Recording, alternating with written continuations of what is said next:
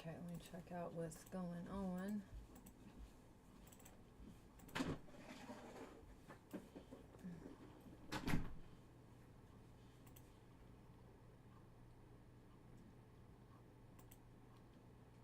Okay. That should be... Oh, this mic is on. Whoops. Hello. I'm prepared to stream. No, I'm not. Okay. Nope. Boop. Is this still on? No. Okay, well, that's shit.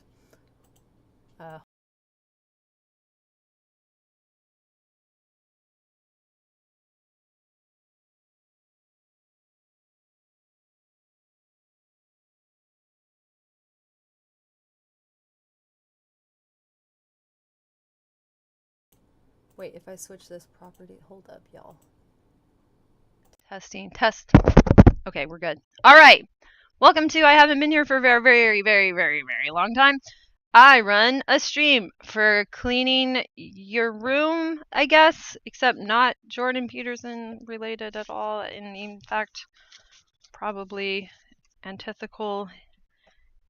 So yeah, let me go grab my Discord and get everybody put together there. So we do cleaning while being on the autism spectrum or concerned with the experience of the autism spectrum. And whilst we clean, we figure out new solutions for space management, and that is important, I believe, for all of us. Headset properties, yep, that should be good. And then I don't know what's going on over here because I haven't streamed in a while and I forgot how to do it. Okay, there's that. And then let's just put a little... Nope. Oh,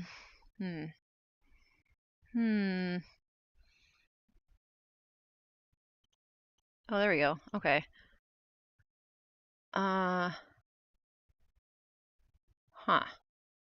Oop, don't crash again. Ooh, I see it's trying to crash on me. Don't crash, OBS. I just redid my OBS. It just like made me renew it, and now it wants to crash all the time. So that's exciting. So this may be a really scuffed experience, but I will try anyway. Let me get Discord going so that I'm not just talking to myself, which I will do, but it's not the point. Okay.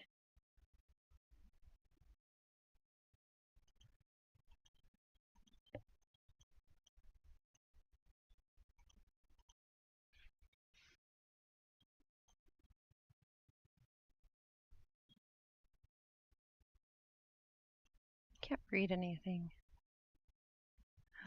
Oh, cute backdrop. Right? Wait a second. Oh, well, I can just put that up. Okay, that works. Great. Stats. Scenes. Stream information. Okay, I think we're good.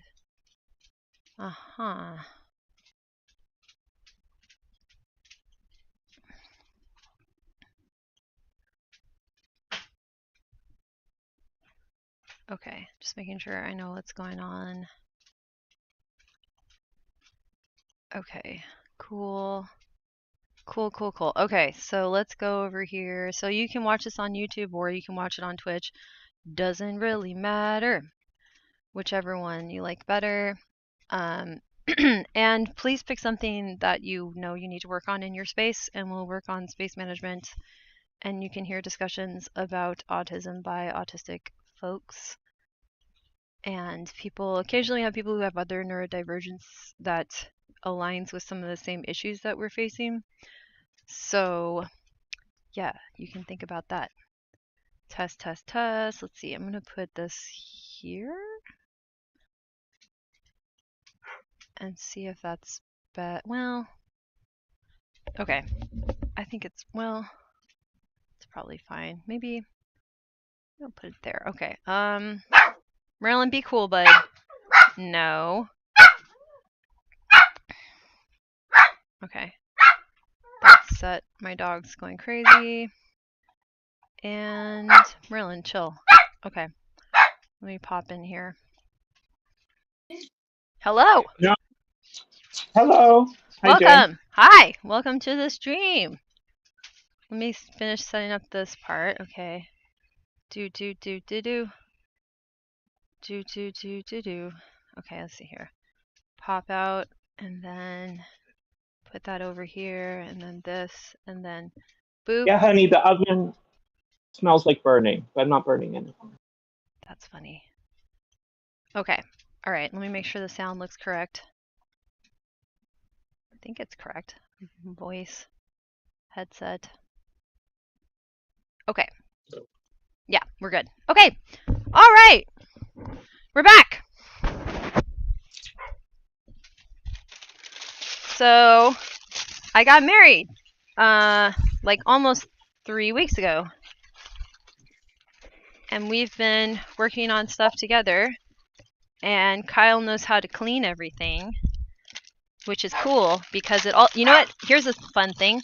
I am now grateful that my family didn't know how to do space management, because the alternative at the time, since there wasn't anything for autistic people and still isn't, would have been being socially indoctrinated into roles that I can't do about domestic labor. So Yes. that didn't happen.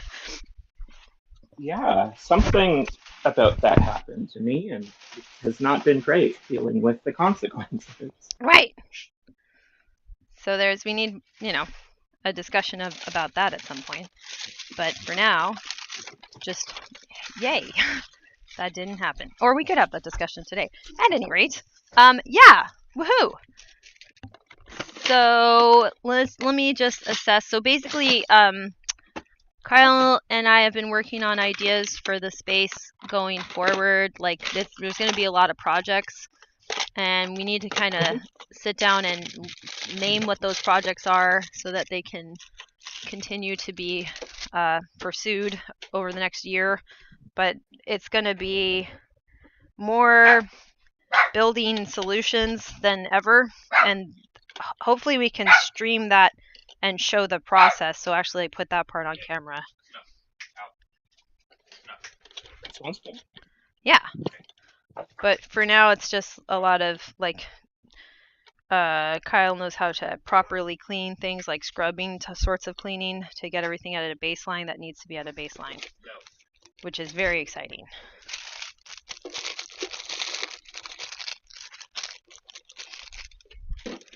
And that is what is new. What is new with you? I don't. I've been modifying the furniture arrangements and furniture contents of our apartment. Nice. That is good. Yes. I have a standing desk set up. Oh, nice. Yes. I started physiotherapy for my back. And also amazing. Yay. Congratulations.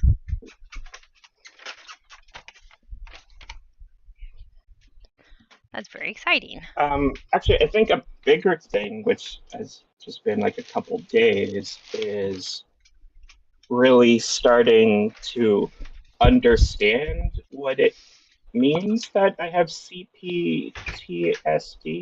Mm-hmm.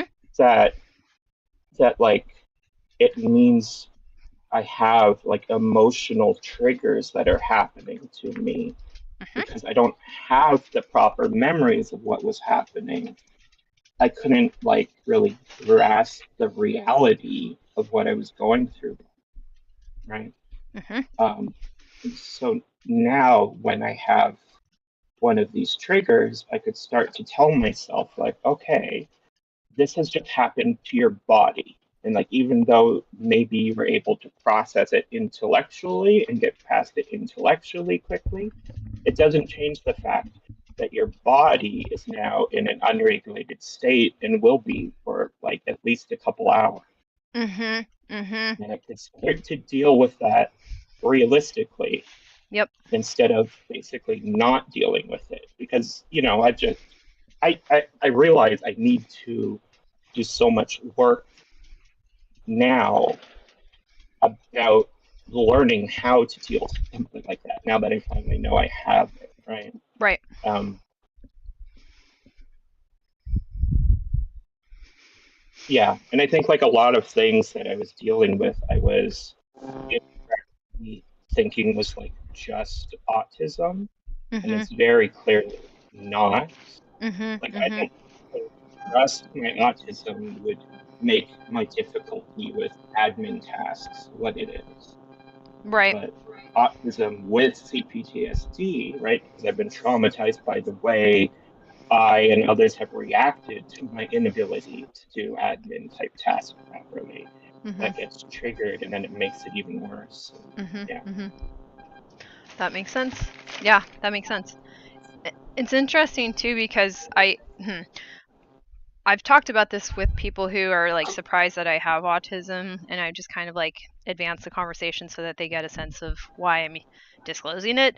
And that, like, I learned as a kid that if I tried harder, then eventually somebody would believe me that I needed help and that it wasn't just a matter of me not trying hard enough.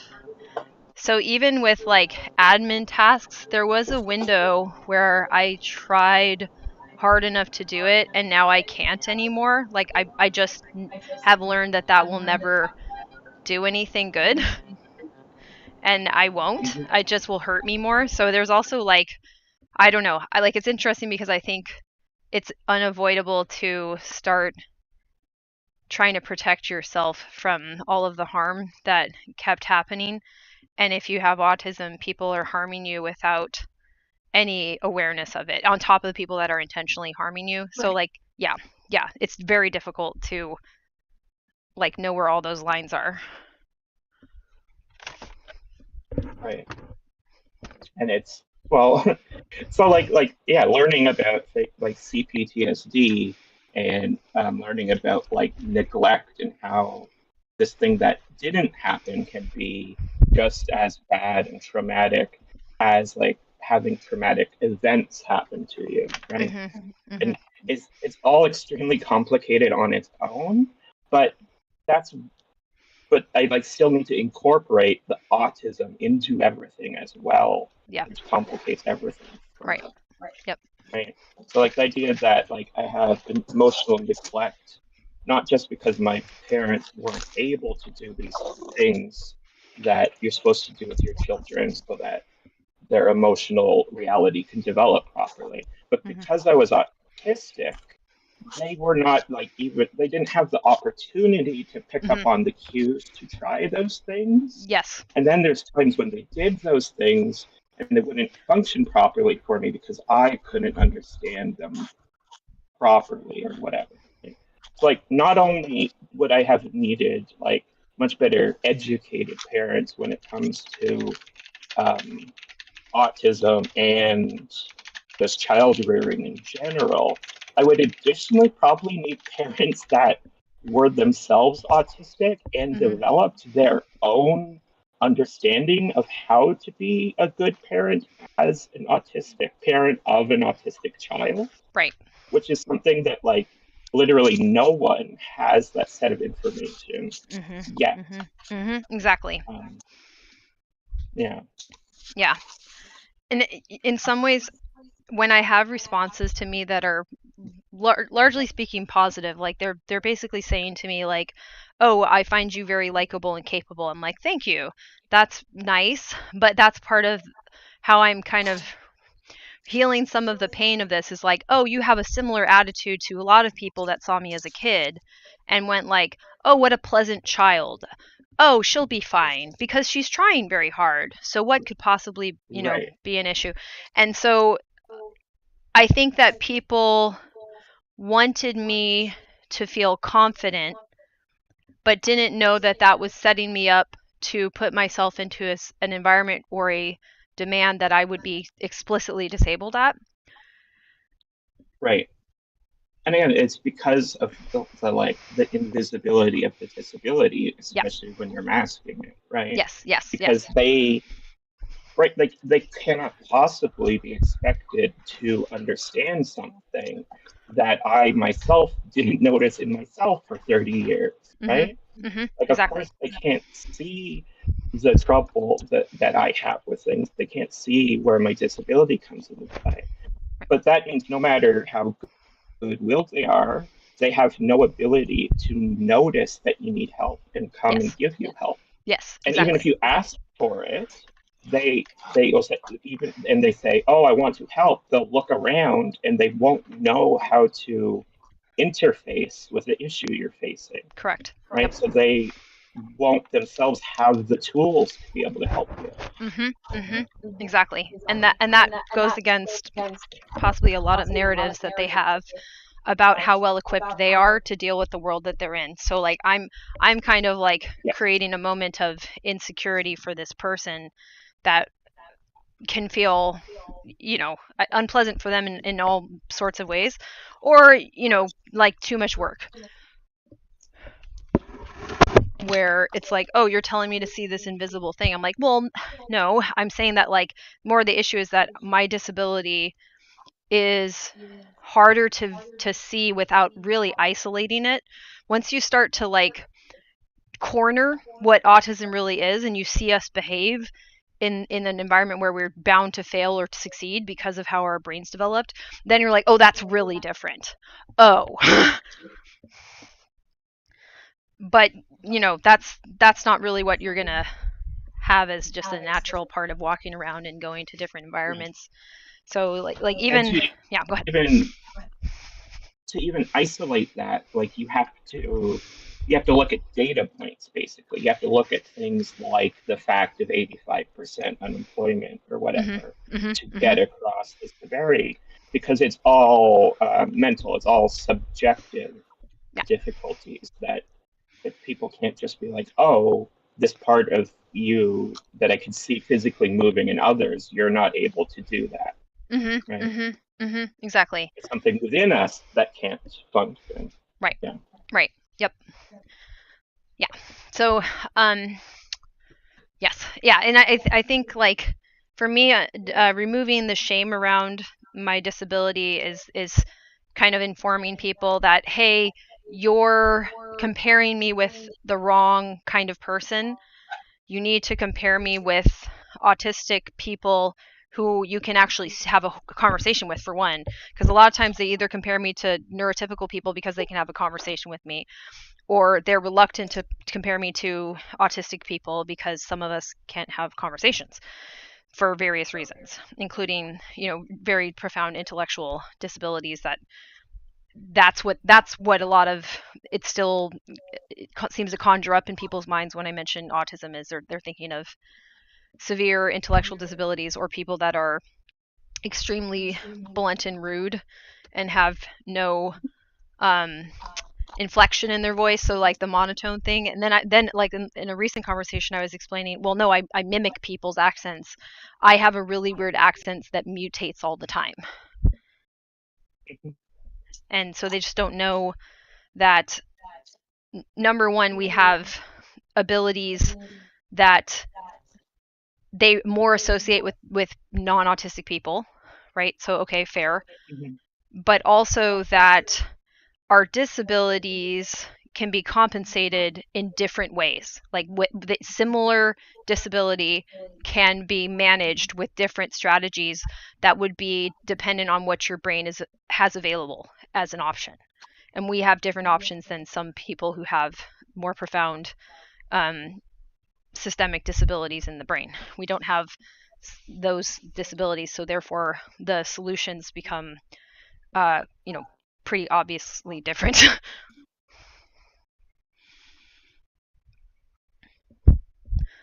But that doesn't mean the solutions are sufficient. That's sort of what I'm saying. It's like I have like these cobbled together solutions that are have been exhausting me and ultimately don't make us able to compete with neurotypicals in the basic standards for adult life, such as employment. Right. But more fundamentally, like the fact of me being able to succeed in a whole bunch of places people don't expect autistic people to succeed in Mm-hmm. doesn't do anything to change my complete inability in those places where it exists. Mm-hmm. Right. Mm-hmm. Mm-hmm. Like the fact that I'm able to do all the things I can and come across the way I can doesn't mean that it's not going to take me a literal week of stress and Yeah. internal pain to Yeah. fill out a tax form, Yes. right? Yes. Yes. And like no one, and like the message I get generally from society is, well, this is a thing you can do, and so you have to just do it and Mm-hmm. deal with it. Mm-hmm. And Mm-hmm. like you wouldn't tell anyone else, you wouldn't say to somebody, look, I created a tax form that's going to take you 12 grueling hours for 7 days. Mm-hmm. And this is how you have to do taxes now. If Right. that was how taxes were for the non disabled, you would all say, fuck this, we have to change it. Right. Well, that's how it is for me. So Yes. why would you not say this person needs help so they don't have to deal with that? Right. Exactly. Exactly. And also the frustrating thing is, even if we do, okay, let's say we do the tax form, yada yada, we're not actually going to do it properly. It will still be, something will be really off and shitty about it. So the frustrating thing for us is that we can't actually perform at the level we're supposed to. And it's like, oh, but it's good enough. I'm like, but imagine that across everything, every day. That's not healthy for you to use all of this effort to get a subpar result that really isn't good enough and will never get better. It's not like we'll get better if we practice it more, because I think that's also Real what ends up happening. shit. That was different. Hello, welcome in. We have a new It was quite. HKAT. Hello, hi. Hello, hi. Is that the soundboard? Give me 1 second to go and turn off Is Twitch. Yes, what unfortunately the it was the soundboard. Hello. Okay, hello. How very, very, very rude of me for joining without No, oh, the thing. you are totally fine. Yeah, no, this is what it's for. It's, if anyone's in the Discord, they're welcome to pop on and try this out. Okay, dope. I just wasn't like, don't get me wrong, it was a lovely conversation, but like a very like serious and focused conversation. Oh And so yeah. I didn't want to like like dip in and like fuck it up. But here I am with my obnoxious fucking soundboards. No, yeah. You can't fuck it up. Yeah, the whole goal too is that if part of the conversation is helpful for you to process and chime in, you can. We're trying to always work on turn taking, because autism, that is not easy. And it's a little more challenging just because of the format we're using. So like huge grace periods and like forever extended, because it's not easy. So no pressure. And yeah, oh, the one thing though, if you're on here, look around your space. If there's anything within your space that could be managed or even just reassessed for how it's functioning. I think that autistic homes should be designed really differently than the neurotypical boxes we're thrown into, literally.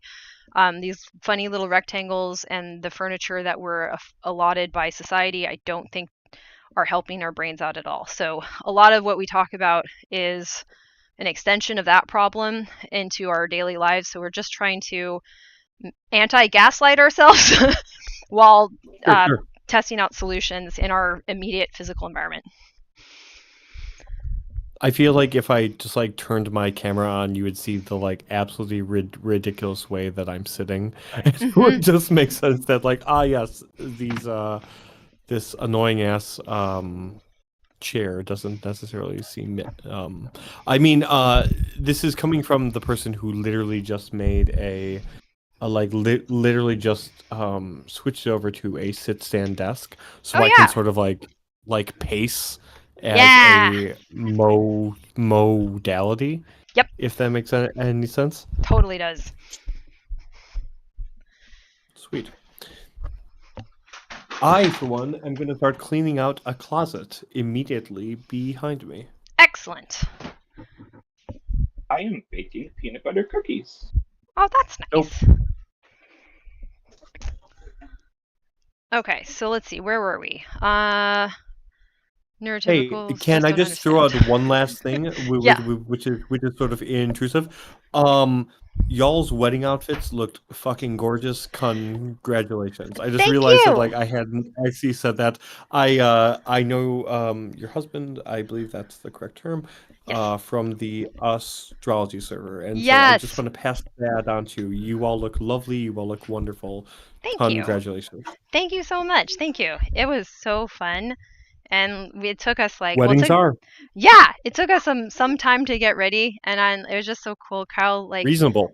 put together his outfit mostly without my feedback. I mean, I gave some feedback, but some of the recommendations. I teach like fashion workshops, so I'm like, way to go, Kyle. That's fantastic. Anyways, okay, cool. Appreciate that. Okay, so did you want to introduce a topic or any thoughts on what we've discussed so far?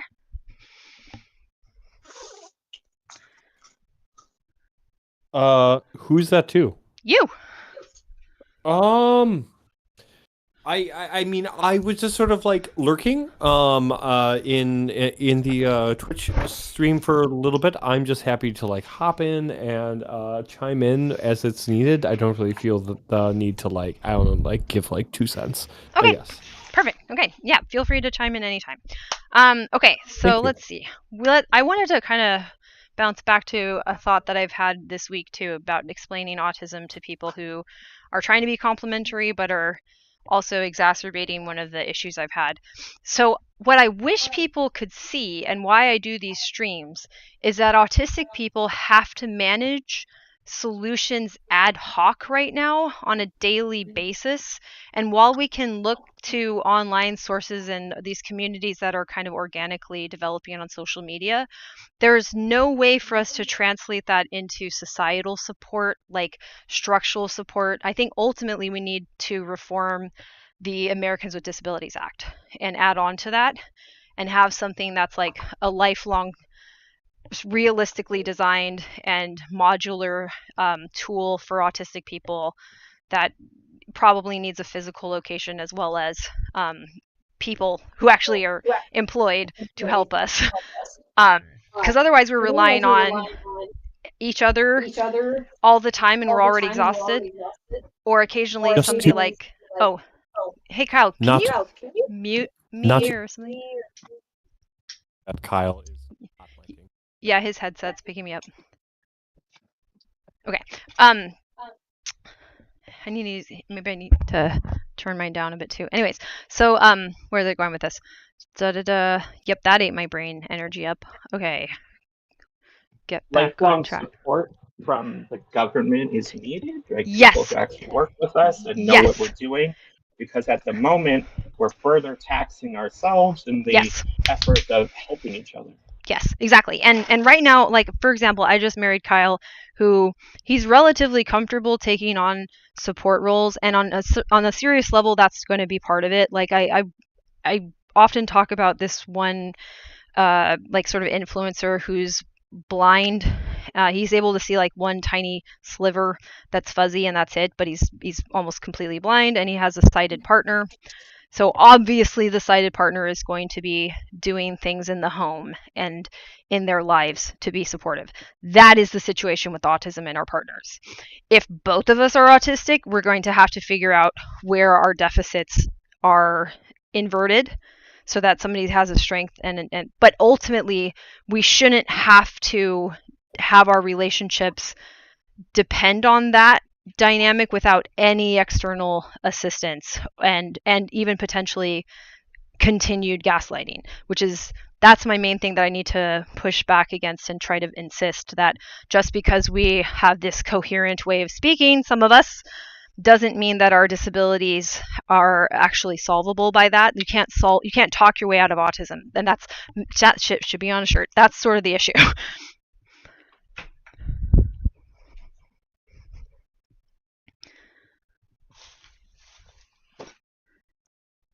And like the gaslighting and people not knowing enough or being able to sort of like understand and do the work to meet me like a third of the way, not even halfway, a third of the way. Yeah. It's so bad that like I spend most of my time wanting to only speak to other autistic people. Right. Right? Like that's how bad it is every day. Mm-hmm. And that's not how I would want to feel. Right. Yeah. It's just exhaustion. Like I had more enthusiasm towards dealing with this, and it's interesting for me to see like autistic people that are like getting on social media in their late teens and early 20s or even mid 20s, and they have kind of more energy to deal with things, but I'm like, I think they too will hit a point of burnout unless this situation changes fundamentally, where people have a better understanding of autism kind of globally, and where they don't, which, because we can't rely on that, we have actual government support. Because this is a point I've brought up before, like I don't notice the braille on buildings, in medical buildings, in conferences, but people that need the braille do, and it shouldn't be incumbent on me noticing the braille and being conscious of that and understanding why it's there for that braille to exist, for that assistance to exist. I shouldn't have to rely on everybody knowing about autism for me to be in a good situation. It should already be, we need like a revolution basically, and it needs to be kind of a global effort because it has to be at the level of the government. Something which I'd like to maybe add as a I'm not sure either of your ages, but I get the feeling that maybe I'm a bit older, just a little bit. Kind of being closer to 40 than 20. Let's just put it that way. Right. But it is one of those things where I feel like the downside to the only being around people where or rather like only chiming up in spaces where your neurodiversity is seen and celebrated is that I feel like it can become a little bit of a what's the word I want to say here, like a bit of a hall of mirrors, a bit of a sort of everything's being reflected back at you. So which almost makes the whole whiplash of like when you go to a corporate job or a gig of some sort and you've been doing nothing but really talking in your like ND friendly spaces, and now you have to like interact with neurotypical people. It can be quite fucking brutal. And almost to the point of like not really being able to go and keep up. I think. Yeah, I completely agree with that. And I think there's this way that I view autism as we just get in people's way, and it's unavoidable because it's a kind of neurologically defined blindness. Like we cannot see the same information. We hyper focus on the information we can see, and sometimes that information we work with is extremely important and advantageous. Like we'll get told that, oh, you're very detail oriented, you're very good at staying present with something, you seem intuitive because you're paying so much attention to the information we can. So that can be a huge asset, but we miss so much of this taken for granted level of information that people don't realize that we are constantly going to be not picking up what they want us to do. Like we just don't know. So we end up not doing what they want us to, and then they get angry at us because it seems intentional. Even more so, I think, potentially when we are in this like higher performance verbally, they're like, oh, well, there's no possible way you could be doing that by accident. I'm like, I've never worked with that information on purpose because I can't see it. And that's, you know what I mean? So for us, when we get together, of course, we're not going to worry too much about the information we can't see. In fact, it's a bit of a break where we're not getting, hit in the side of the head by somebody going along with information we can't see, which is determined where they are. Yeah.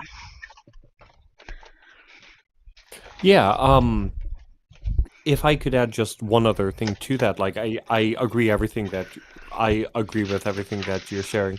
And actually, to be completely fair, my mind just blinked. So No, totally. let's like loop back on that.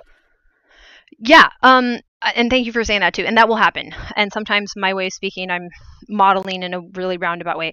It's just that so autistic people fundamentally can't see the information that other people are using in real time to navigate and to determine what they should be doing. Like they're negotiating with each other socially in ways we could never because they're sharing information we don't see. So we're often in the way. And when we're speaking with other autistic people, we by and large aren't. We sometimes may have some conflicts here and there because that's part of relating in general. Like there's always going to be some difference in perspective or concepts so that you situate a situation very differently. Like you have different definitions and meaning. But outside of that, we work with pretty much the same information. Whereas once we get into the neurotypical world, they are relying on the information that we're blind to, and it starts to look improbable to them that we can't see that information. And it's like it's so fundamental that we've never even experienced what it might be like to use that information to navigate around. So I just remembered what I was going to say, and it does piggyback off of this like fairly well, I feel like. In my life, like I've had it presented to me. Maybe this is where I come out and say that I haven't like ever formally received a autism diagnosis, but I literally was one of the like kids in the 90s who was given Ritalin for ADHD and other like super heavy stuff. So I feel like if maybe I don't know, it was like 2010 or 2012, and I had gone into for a childhood psych eval, they probably would have hit me with that. Whereas in my life, it was like, well, this kid has ADHD. We just got to give him Ritalin. But my point in sharing that, I guess just to kind of give my credentials, as sort of odd as that sounds, but I feel like in my life, it's been given forward to me, or it's been sort of like brought forward to me, where my quirks and my not following social cues and all of that is often sort of romanticized and deemed as acceptable because like they'll often hit me with, well, he's an artist, or he's this sort of, basically like the shit we ascribe to autistic people or neurodivergent people, but with a slightly more sort of like romantic or like rakish sort of connotation, right? Like it's okay that he doesn't follow the social cues because he's an artist, whatever the fuck that means, right? Right. Yet if we actually break it down and we like separate the fact that like, oh, he's a classical singer and he's involved in all of this artsy fartsy shit, if we like separate that and we just look at it based upon upon communication skills, none of my communication skills would ever be seen as being acceptable. For me, the way that plays out is not so much like I heard earlier, like the like speaking in monotone or something like that. For me, it's one of those things where like I'll voice something and it'll just always be received as like either like anger or like a sort of hyper focus or like some sort of negative emotional context, when the reality is it's like I'm not angry at you. I just am very interested in this. I'm very passionate about this. And so as a result, that's always received as, frankly, the emotion which I never gave it in. And as a result, it's wildly frustrating. I come across as accusatory when I'm not meaning to. And that resonates quite a bit. And it's like, oh no, I'm just really curious. And I think I'm having a moment where I'm building a model with the other person, and that we're both just staring at the model, focused on that. And then what ends up happening is I've missed how they're interpreting. I haven't checked in with them what the interaction is, and all of a sudden it sounds like I've started criticizing them or yes. Yes. So it's a marriage with my neurotypical wife, which, like, thanks be to God, I'm somehow like making work. Yeah. Right. Well, and that's what's so cool too. Is like I'm really proud of the fact that I was able to I am married, like that's really amazing. I didn't know if that was realistic. And it can all be very much possible, but we can't walk into situations where there's no way to talk about how our disability really functions. And I know it's so new. It's right. Like it's understandable when people aren't prepared to even start having that conversation, or right now I'm at the point where it's like people don't understand why the conversation's necessary. I'm like, well, give me enough time and you'll get why this needs to happen in advance, so that I'm not surprising people with the things that they think I should be able to do, but I actually can't. Yeah. Yeah, no, like that, like absolutely resonates with me because, or like people will listen to me and they'll like kind of hear me speak and they'll like hear me talk very like eloquently or something like that, and they will sort of build up this this sort of persona for me, which isn't quite accurate, right? Yes. I'll never forget during a pandemic, one of my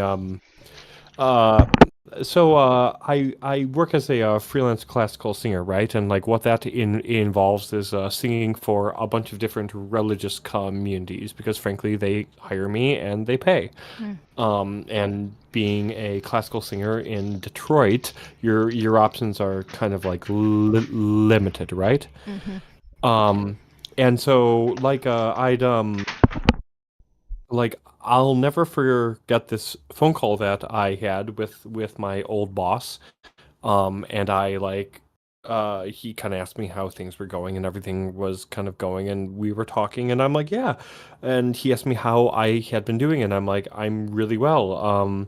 I celebrated 1 year sober this past Friday type of deal. And he sort of was shocked and he's like, I never would have guessed that you had an issue or you had a problem. And I'm like, yes, because I'm really good at masking and meeting your needs. Right. Like, I feel like that's one of the unspoken things about neurodivergency is at least because keep in mind, I can only ever speak for myself. I have no idea what the fuck your life work looks like. But the thing that's right,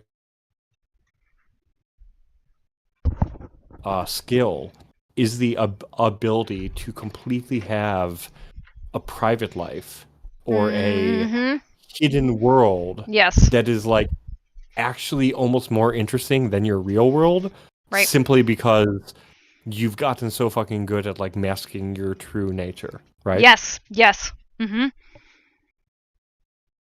that resonates. Yeah.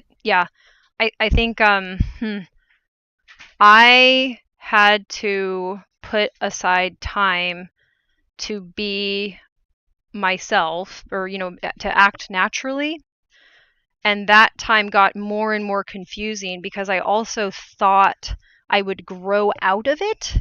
So I would have this time by myself where I just was not monitoring myself. I would think of it almost like scanning my body constantly to see what is abnormal and try to fix it. Sure. And there's times where I don't, and even then sometimes my brain would scan it again. I'm like, why am I still like this though? What, and not even necessarily like what would people think if they found out what I'm really like or something.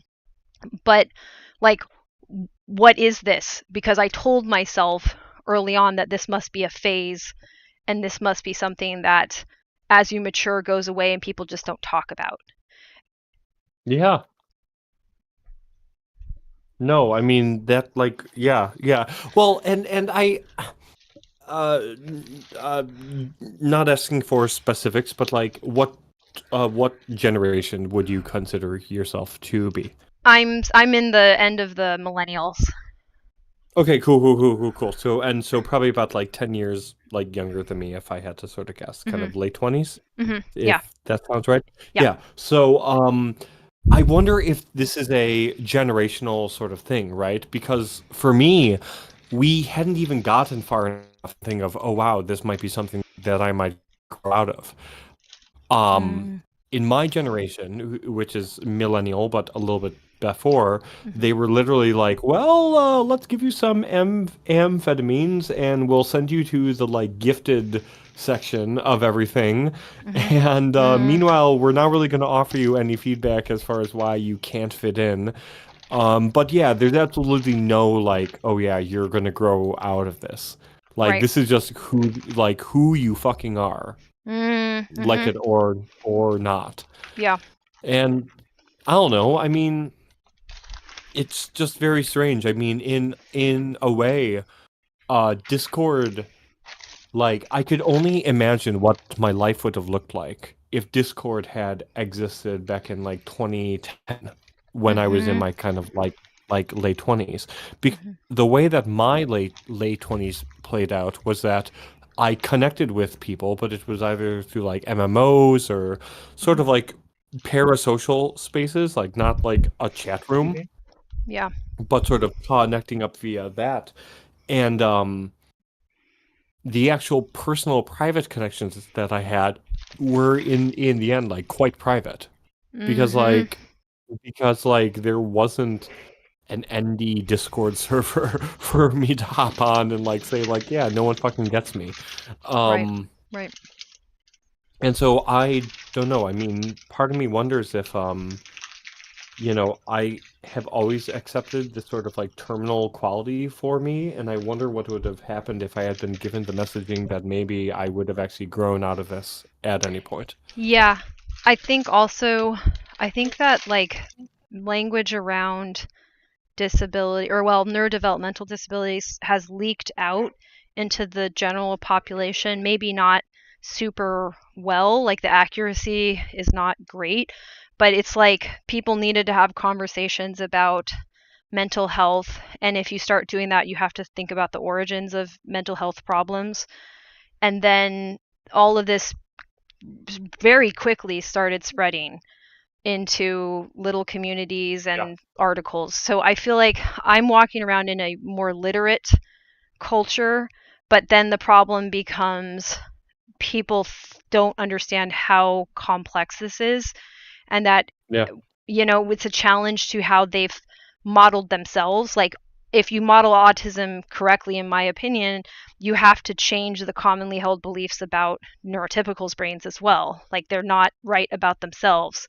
So it's like people thought they were learning about a niche to be nice, but it's actually a way bigger deal than that. So it's this weird thing where it's like, I can understand even just people younger than myself that are like teenagers, they're not feeling isolated. I still felt isolated, but they're also almost like, I think they're almost like two rose-colored glasses about it, because I've also dealt with people being cruel to me and fed up with me and frustrated with me.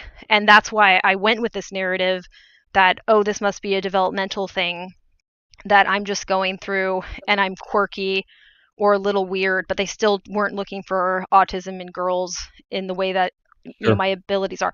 So it was still just like, oh, she'll figure it out. She's pretty much normal. She'll figure it out. And I was waiting to transform into a normal person. So I had a sense of like, oh, it's fine to be neurodevelopmentally disabled. My brother had a diagnosis of dyscalculia, but I thought that I was rubber stamped as I don't count for that.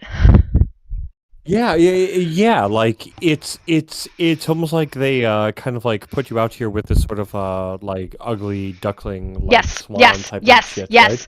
Yep. That like exactly. one day you're just gonna fucking blossom, right? Yes. Right. Also, I just want to be cognizant. Give me 1 second to look at chat.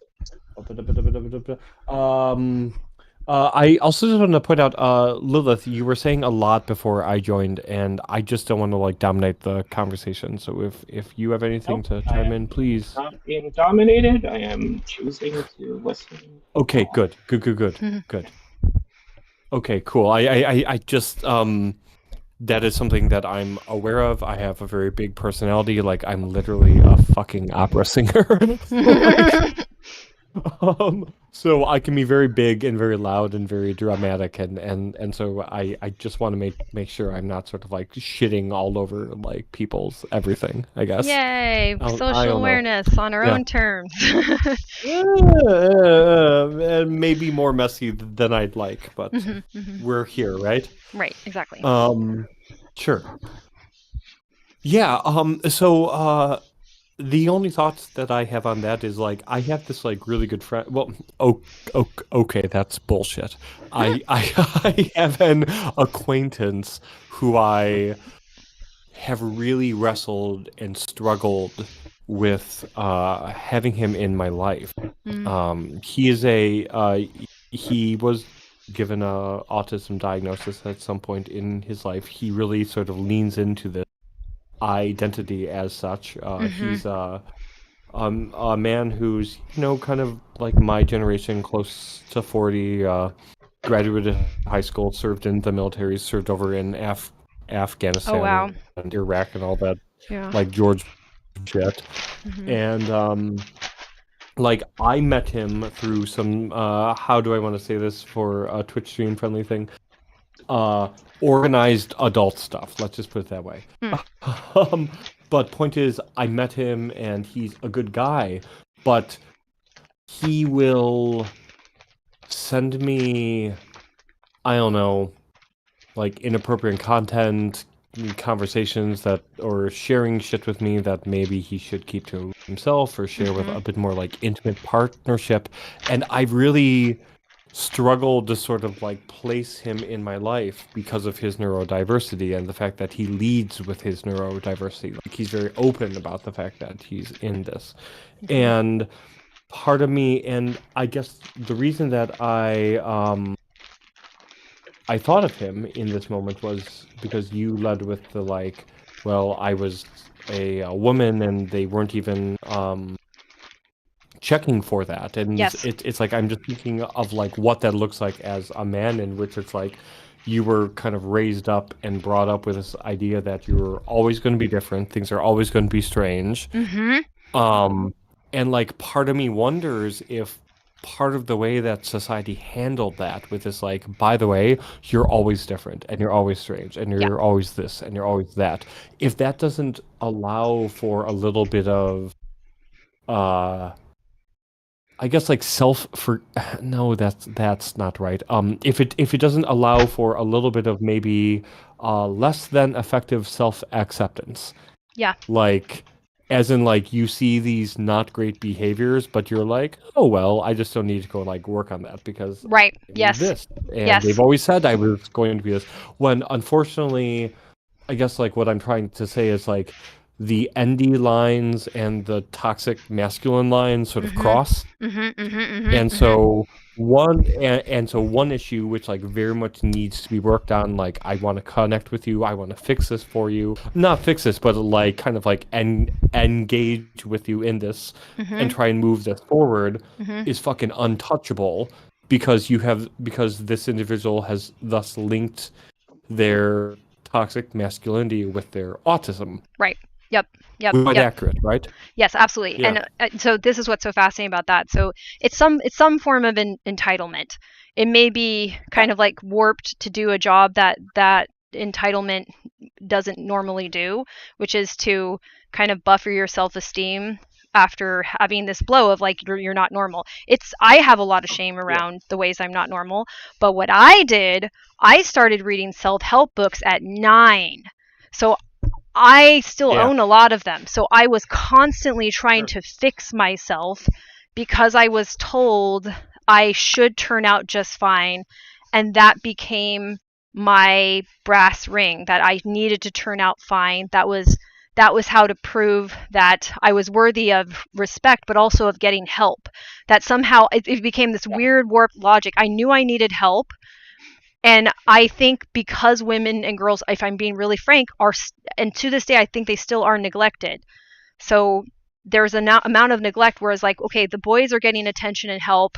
Okay, they act a lot worse than me and they still get attention and help. They don't believe I'm good enough yet to deserve attention and help, so I'll just become a better person and a better person and a better person and a better, and I still am extremely conscientious, but a lot of it is me trying to find a way that I've finally worked hard enough to have help.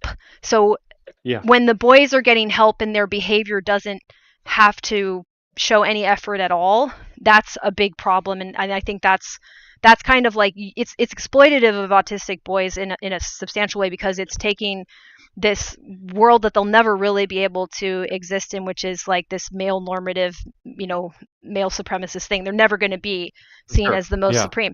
But occasionally, when they do something flattering intellectually, they can be a puppet, and they can become a scapegoat again. Everyone loves to go and have the fucking Rain Man as their fucking like poker player sidekick, right? Right. Exactly. So then I had this thing where I was performing as well as boys who were most likely on the spectrum, etc. But I almost had to be lighting myself on fire to be acknowledged for it. So I just thought I needed to try harder. So I was getting I got a 4.0 at one point. I managed to maybe trigger my autoimmune disease when I did some college, because I was doing, I had a 3.87. I was training in classical ballet so that I could go dance professionally for a bit, and in my free time I cried. I went to school. Were you a dance major, if I may ask? I was, yeah. And damn. I can say this as someone who started off college as an acting major and then for some dumb fucking reason graduated into a BM in voice performance. Right. Damn, good for you. Yeah. It was awful, and eventually I even got to drop out and go do a conservatory in Canada instead. I was like, thank God. But I was doing so much, and I couldn't tell. So what ends up happening with me is I don't seem to have like a normal response to pain at this point. I don't know that I'm not okay, because me not being okay never mattered. Nobody cared. I was fine. I was a hypochondriac. If I thought, I probably, it's just a lot. So I have some resentment towards boys and men who were socialized where, a little thing goes wrong and everybody at least notices, if not stops to help them. And then the entitlement becomes like, oh, well, they're going to help me even if I'm an asshole. They're going to appreciate me even if I'm an asshole. And I'm like, if I was an asshole, I would have been put in an institution. Like, there's no way. I had to be almost perfect, and I didn't know how to be perfect. And I was only doing that so that somebody might help me, because I thought, I can't keep this up. Someone needs to help me. I need help. And it just, I couldn't be good enough for anyone to notice me. Yeah. Right. Which, I find it interesting, my experience, which, finds sort of like a middle ground that's its whole own thing between those two, right? Which is, I was put into the gifted program, and nobody realized, including myself, that there was anything wrong with me, that I had any sort of issue at all.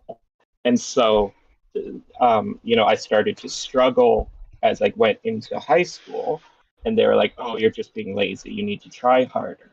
And so I spent the next 20 years of my life trying harder and harder and becoming more and more painfully depressed and suicidal. Yeah. And that became my normal, to be struggling with my everything to fail. Right? Not struggling to succeed, but struggling with my everything. Yeah. And still failing every day in every way. And then just to keep going in this situation that is making me feel suicidal. So all through high school, I did 3 extra years before my mom took me aside and said, you could drop out. And that, hadn't even crossed my mind, because the thing you do is you do high school, then you go to university. And I didn't do any university prep, because the idea of me going, I didn't want to. It would be just more high school in my mind. And then I get a horrible, shitty job. My dad got me a job so that I could have some money to exist. But that in turn, like I was even worse in many ways in high school. Mm-hmm. And I just, instead of learning not to notice pain, I learned not to notice emotional pain, Mm-hmm. to not notice the fact that I'm constantly hurting. Yeah. You know? Because it's irrelevant. And and I think this is what I think too. In general, I think autistic people. No, beyond. Go ahead. Yeah. Sorry. It's that it's because I didn't just not have anything wrong with me, but I was supposed to be better than everyone else. And instead, I was just constantly, since grade 9, just what is wrong with me? What is wrong with me? What is wrong with me? Why am I like this? It can't be like this to be everyone else. Why is it like this to be me? Right. Just stuck in that, that mental loop. And what's frustrating for me about hearing this, so I think that autistic people, we don't conform socially, therefore the aspects of our sex that has been turned into various iterations of an ongoing cult of like somebody being superior to somebody else, which is just broadly speaking males, and it's I have a long analysis of that, but all that to say, we're pretty similar. So then when you see where the divergences happen in treatment, like sure, we have different experiences of puberty, absolutely, and that colors how you experience yourself in an embodied way, and that carries on with other choices you make, and we can make all kinds of choices now around our physical bodies. Great, all that. But like the core experience of it is like, there's something wrong with me. What is it? I need people to acknowledge this about me, because if I don't have this acknowledged, it feels like nothing actually makes any sense. And I tried to understand why people were being treated differently than me, and I had to do it while also navigating people treating me a certain way because I was a girl, and people denying it like that. And like when you're young enough to see like this isn't right, like there's something wrong with people, then you realize they're lying. Then it's like, oh, maybe the whole thing is screwed up. Maybe all these things that the adults have made are not very well thought out, which in many cases is true. And so it's like you have this maturity about the situation, but you don't have any role models who have been through a similar situation to get insights about it.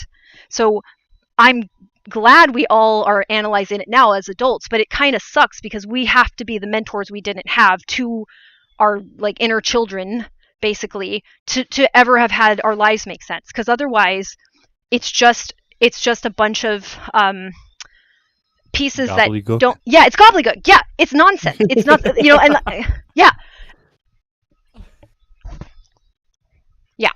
Yeah. May I like chime in on like one thing there? Sure. Sure.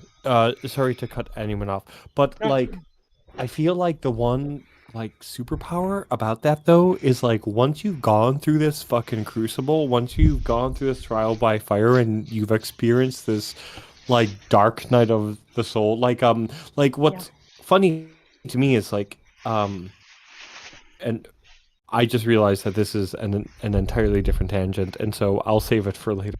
But point is, like once you've gone through this, like you'll hop on VCs with, I don't know, like younger people, or like you'll get into conversations with, I don't know, like I'm in grad school right now, so I'm in a lot of conversations with undergrads and stuff like that, and because of the shit that I went through, because of the, being raised on essentially methamphetamines and having to figure out my own emotional regulation and like, hyper appetites for shit because I didn't have that, and having to like work through that, you have conversations with younger 20-somethings, and they look at you like you're a fucking Jedi.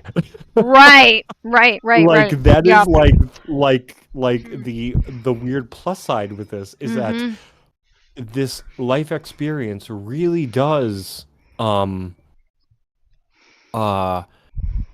do I want to say this, impel human growth as society views it as growth. Like they see you as really wizened and wise beyond your years and almost clever in a certain way. And that's dope and it's great and it's certainly cool, but the weird fucked up flip side is that in a way it feels like another like, well, look at you being all young and gifted. Yeah, right. But like for like 35 through 50, not 5 through 10, I guess. It's just very strange. Very yeah, and May I ask a really quick like interpretation like feedback point? I had something I wanted to Sure. do first because it's based on what Jane was saying. Because Jane, like you're one of two children, and your older brother was diagnosed autistic, right? Yes. So like you knew it was possible for people to get help. Like I'm the eldest of 6 from parents who split up and who both are like deeply emotionally avoidant, and like have a lot of trouble there. So like for like the idea of actually getting help just didn't exist in my reality. Like even now, the idea of getting help for things is something that doesn't sound real to me. Right. Couldn't possibly happen. So like just that one difference in experience means like you were able to at least try to get it. Right. Whereas I was just like, well, that help doesn't exist, so I just gotta suffer forever. Yes. And I want to just add on to that. I think because there's so many similarities in how our brains are going to cope, if you had been given that idea as well, you would have gone down the crazy self-help forever and like, fantasizing that you're the most important person and you're going to have a Disney film made about you just to get through the day because like you can't possibly be suffering for no reason. Hell yeah, we're all Jesus. Yeah, yep. Yeah, that.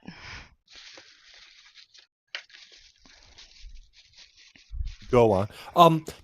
If I can ask just like a really quick point of feedback, Jane, when you say yeah or okay, like when you provide sort of like verbal nonverbals, are those you being engaged in the conversation or feedback that I'm fucking rambling? Engaging. Yeah, I try to show that I'm looking at the topic and enthusiastically paying attention. I appreciate that. I'm also aware that I can ramble, so that's one of the reasons why I I'm very keen to that. Yeah. No, totally. Yeah, I learned it as a way to. I take it as not just like Jane's paying attention, but like what you're saying makes sense, and I'm following, and I'm with you. Right. Wonderful. Right. Thank you. I really value that feedback, and thank you for just like hearing me out and not thinking I'm fucking crazy for asking that. That really means quite a bit.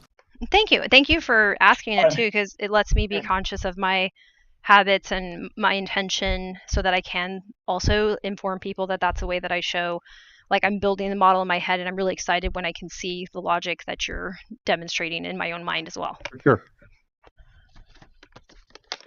I notice with David right now, I notice it when I think like Tara or Sander, some of the people who like work in the, they work a lot with talking to neurotypicals, right? Is that it feels like, oh, you're over explaining and thinking, like it feels to me like you're doing it so much, but like I can easily identify why. Right, like you're not part of this specific community. You haven't talked to us before, and this is how you have to normally act. Well, like I have expectations of like, yes, this kind of feedback, I can just ask for it and move on and stuff. So it's not a critique in any way. It's just something I notice. Yeah. As someone who spends like zero time conforming or like having to placate neurotypicals, day to day. Sure. Yeah, I mean, like it's one of those things where maybe I don't really give. So, as I mentioned before, I'm a freelance classical singer, which means there's a lot of in my market that looks like a lot of. You have an email exchange with someone, they send you some music, you learn the music, and then you like show up the day of the gig and you just like make it happen. And so there's very little room for fucking up. There's very, very little room for being human. There's very little room for having a diverse expression. And if you fuck up, it's like, well, the best way forward is just don't fuck up. Like, it's always like reflected back at you that you didn't quite prepare this quite well. And, you know, I mean, I say this as someone who was raised, kind of like Roman Catholic, you know, not very conservatively, but conservative enough, and was always raised that you're smart, you're gifted, but like school and discipline isn't really for you. For me, this has looked like always being on a hamster wheel of being good enough and always sort of, well, maybe if I can just fix this, or I can just navigate this one particular thing, or if I can just through this, then I'll be enough. Then I'll be accepted. Then I'll be wanted at this job. Then I won't watch people kind of side talk me, or I won't stand off awkwardly in the fucking corner during a social break or something like that, right? I say this as I'm like almost tearing up, like just verbalizing this shit. Like it's, I don't know. Like it's just very strange, and in a way, I'm not used to really talking like this. I'm not used to really being this honest. If I'm just gonna be fucking blunt. In a way, if you all talk with Shadow Wolf has known me more than pretty much anyone here. That looks fucking dope, Kyle. I have no idea what the fuck you're doing, but I'm fucking. He's plumbing. I think if so, he got that out of the washing machines. Yeah, pipe? yeah. Snaking that shit. Yep. If he wants to roll up to Detroit and do my dishwasher, I would greatly appreciate it. Yeah. I recognize you from the astrology Discord, David. Sorry? I recognize you from the astrology Discord. Yes. Hello. It's good to see you. It's good to hear you. A lot of weird, wild shit went down there, and I'm no longer sharing space. But it's really good to go and be here. Yay.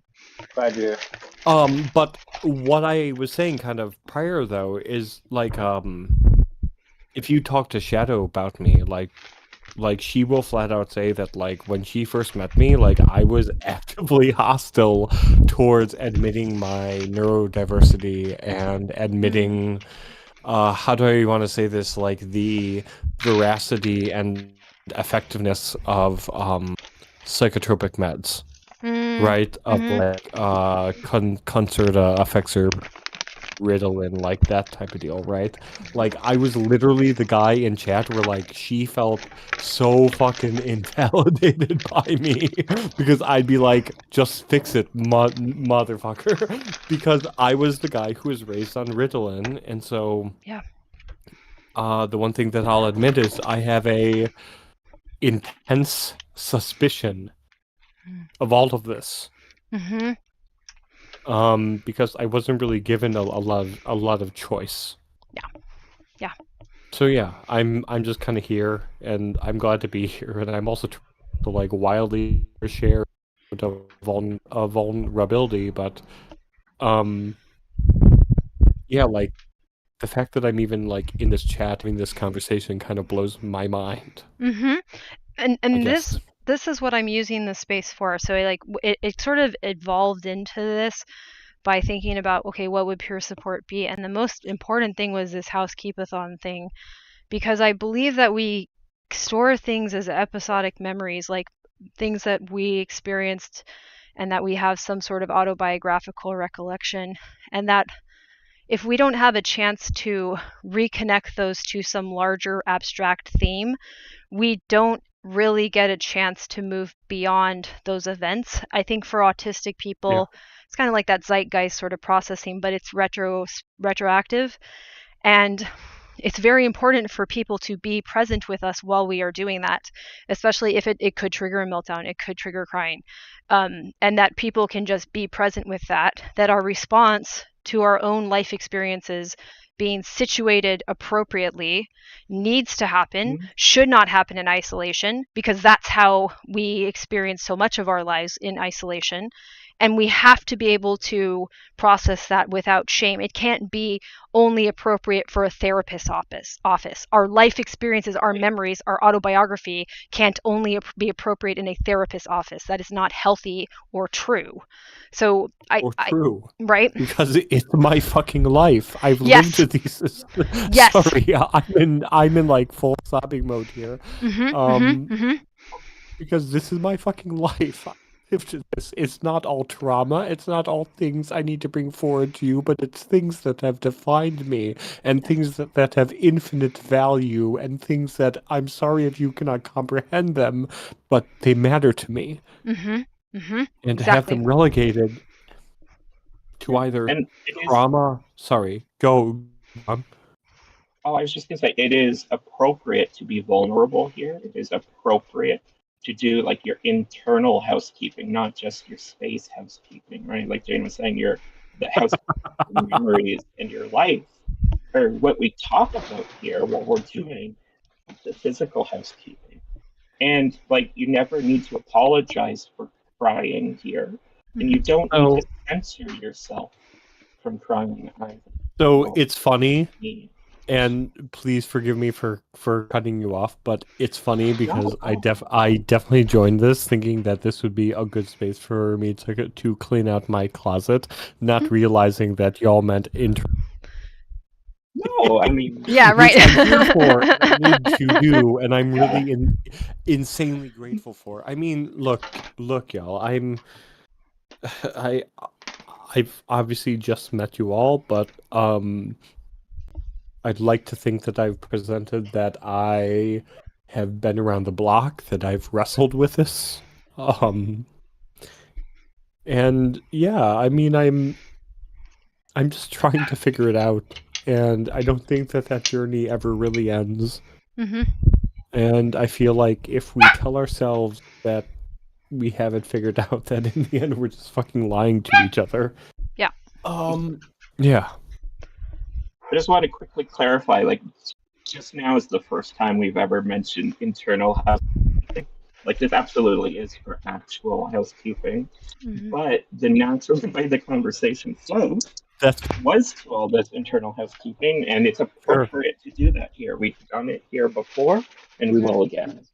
Exactly. And it's very important because our spaces, we've experienced these things. This is where we go to experience the actual life that we have, not the one that we have to appear to have in order to not create more problems for the actual life that we have. So our spaces are where we've spent a lot of time melting down, crying, asking ourselves questions with no answers.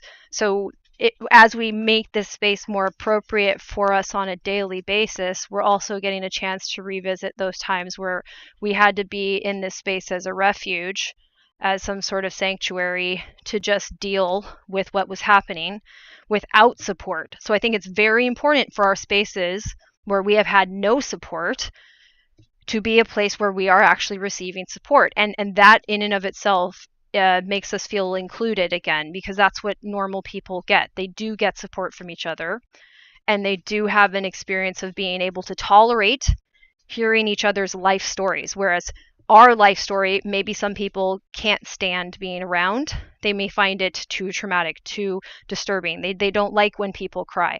I don't care. Like that's irrelevant, and also it's highly appropriate for us to process our emotions and get some stress chemicals out through our eyeballs. Like, holy crap, the amount of stress that we're under is astronomically higher than your typical person, and it just isn't fair for us to only process that by ourselves. That's not normal. And yeah, I mean like there's so what brought me to this space was a pretty massive sort of falling out and collapse of an astrology server that I'm on, and I don't want to get into it here. I don't want to talk other server drama, but the reality is this really kind of causes. And one of the phrases which I've been jokingly sharing with friends is we used to go off and fight wars, and now we just argue over Discord servers. And yes, but there's actually something to that, in which the sense that we used to process trauma in very sort of public outward ways, and we don't have to do that now, so all of the shit we have just sort of comes out sideways. You Absolutely. know? Yep. Yeah. And I think we need places that made any fucking sense. No, it did. And this is why. So I don't do trauma dumping. There's no vent channel on the Discord for. Good. Yeah. Sorry. Yeah. I really appreciate that. Yep. But what we can do is we can say hey, I'm having a really hard time regulating myself. I say affective regulation, so it's even broader than emotional. It's even prior to that, our mood is just off, and we may have regulation issues that we haven't had good strategies for. So we can request people to help us specifically with that, but maybe nobody has that in their wheelhouse or their ability. So there's a little area for that, where it's affect first aid. We'll do that if we're interested in it. But that's what's so interesting about being autistic. I think we can regulate ourselves a lot better than we give ourselves credit for, and that's the skill that we're working on together. It sounds a little bit counterintuitive, but basically we're working on independent regulatory skills by coming together and actually getting to share what we've tried and what's working and what's going better. So it's more uplifting, but it's not some toxic positivity. It's more what strategy is currently being play tested by you. Yes, yeah. Exactly. Being fucking play tested. What a great phrase. Holy shit, I fucking love that phrase. Thank you. Being play tested. Goddamn, that's great, because it's fucking accurate, right? We're all going through this fucking real world LARP. Yep. And none of us know if it's right? But we're all just doing our best, and we all assume the best of one another, that we're all actually trying not to be shit people. And yeah, no, I mean, in the way that I see it, I agree with you that trauma dumping in first of all, that doesn't really exist when you fucking think about it, especially given that 85% is fucking trauma. I'm just sharing with you my life experience. You can regulate that, then please voice, and I'll expect that, right? I don't know. I mean, I'm just I feel like I fit into ND spaces, and then I talk too much, and I don't know, I end up pissing people off or something. I don't fucking know. Maybe that's a preconceived notion that I have. Who knows? Well, and we don't have as many experiences socializing as neurotypical people also. So sometimes we learn lessons and we set a new rule, I suck at this now, and it's not necessarily true. I think our spaces for autistic people need to be better cultivated, and I put in some effort for this to do that, and then adjust whenever we can, because our health has to be considered as a ongoing project that we haven't figured out how to support. We don't know how to support autistic mental health. That said, I think some of the things being tried are not being scrutinized properly, and the effects aren't being scrutinized. So then you see neurodivergent people getting bullied or feeling worse for being online. I'm well, that's not it. I don't know what it is, but it's not that. Sure. Yeah, David, if you talk too much or annoy me, I'll just tell you directly. Novel concept, right? Yeah. Appreciate that. Yeah.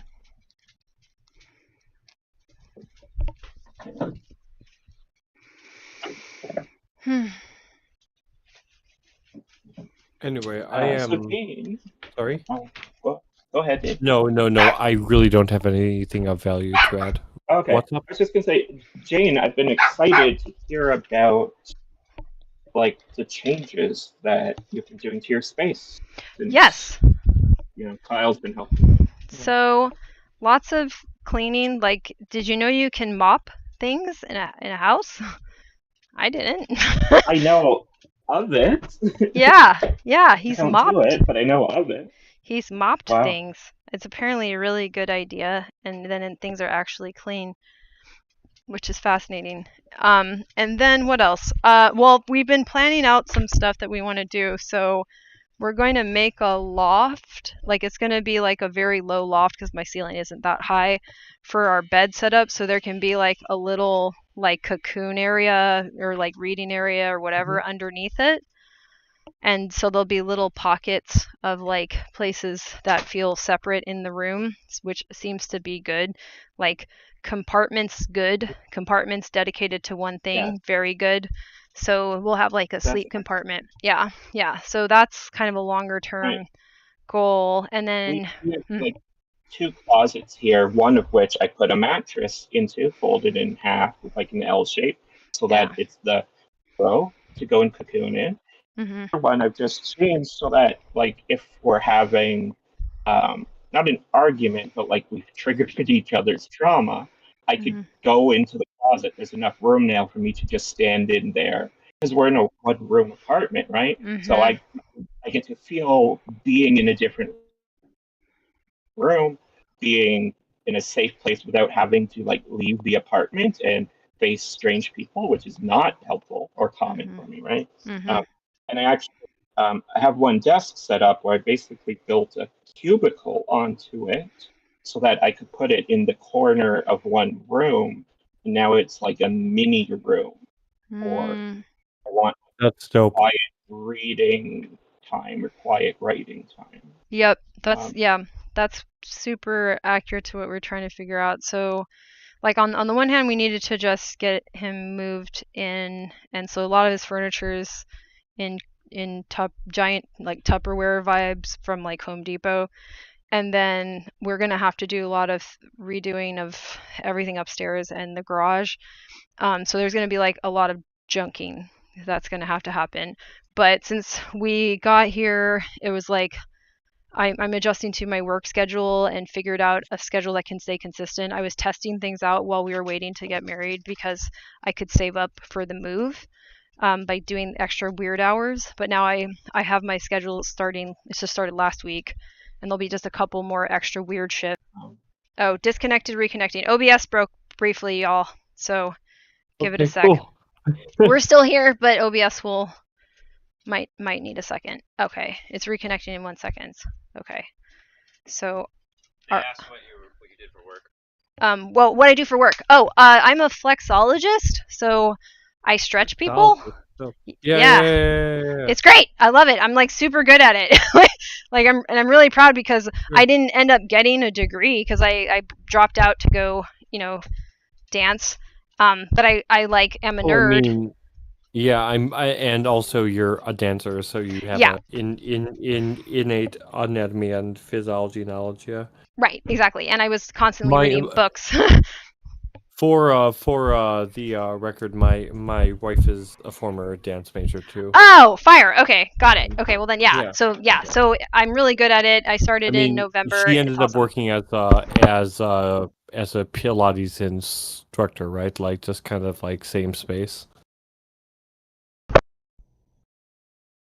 Sorry? Hello? No, sorry. I had to mute myself for a sec. Yeah, no, exactly. And then I started that in November, and I have been doing really well at it, and they really like me. I got Star. You know what? So they did like Star Flexologist, and I got it, and they like reinstated it so they could give it to me.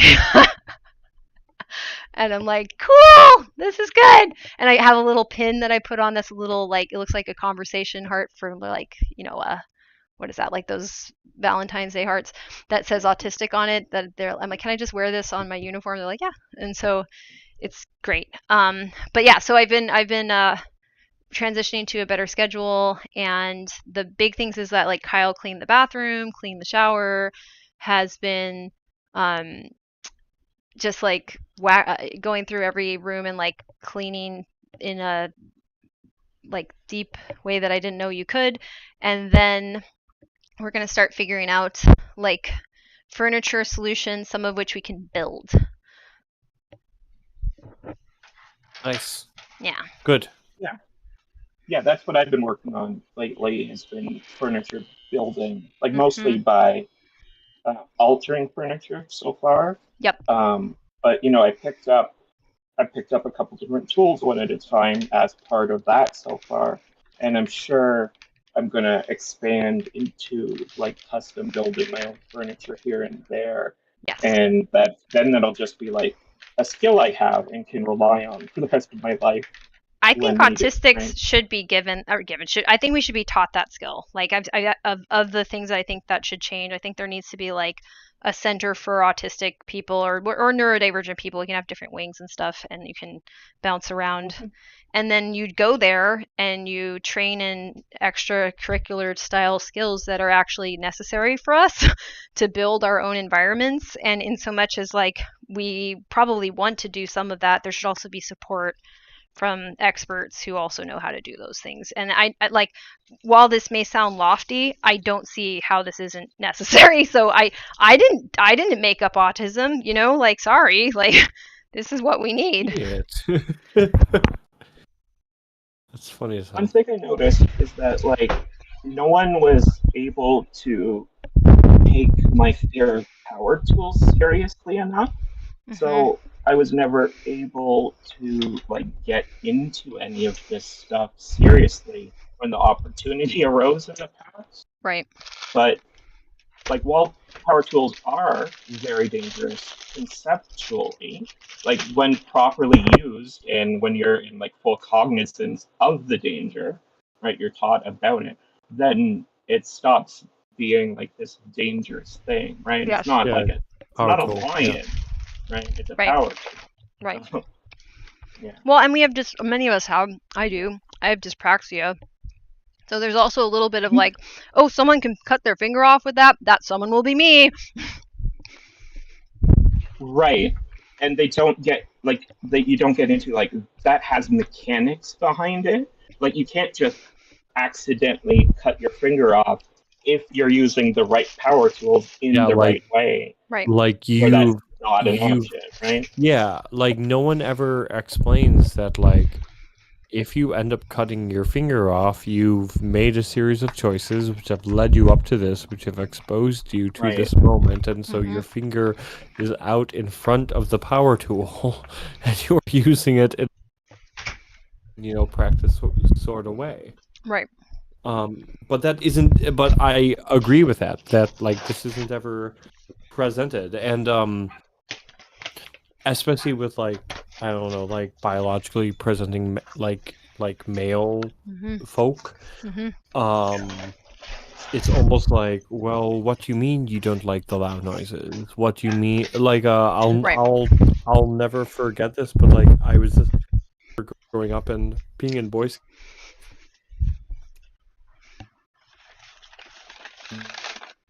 right, and they'd be shooting off 22 rifles, like a shit ton of 22 rifles, like 6 to 10, it'd be loud as hell, and I would always cover my ears.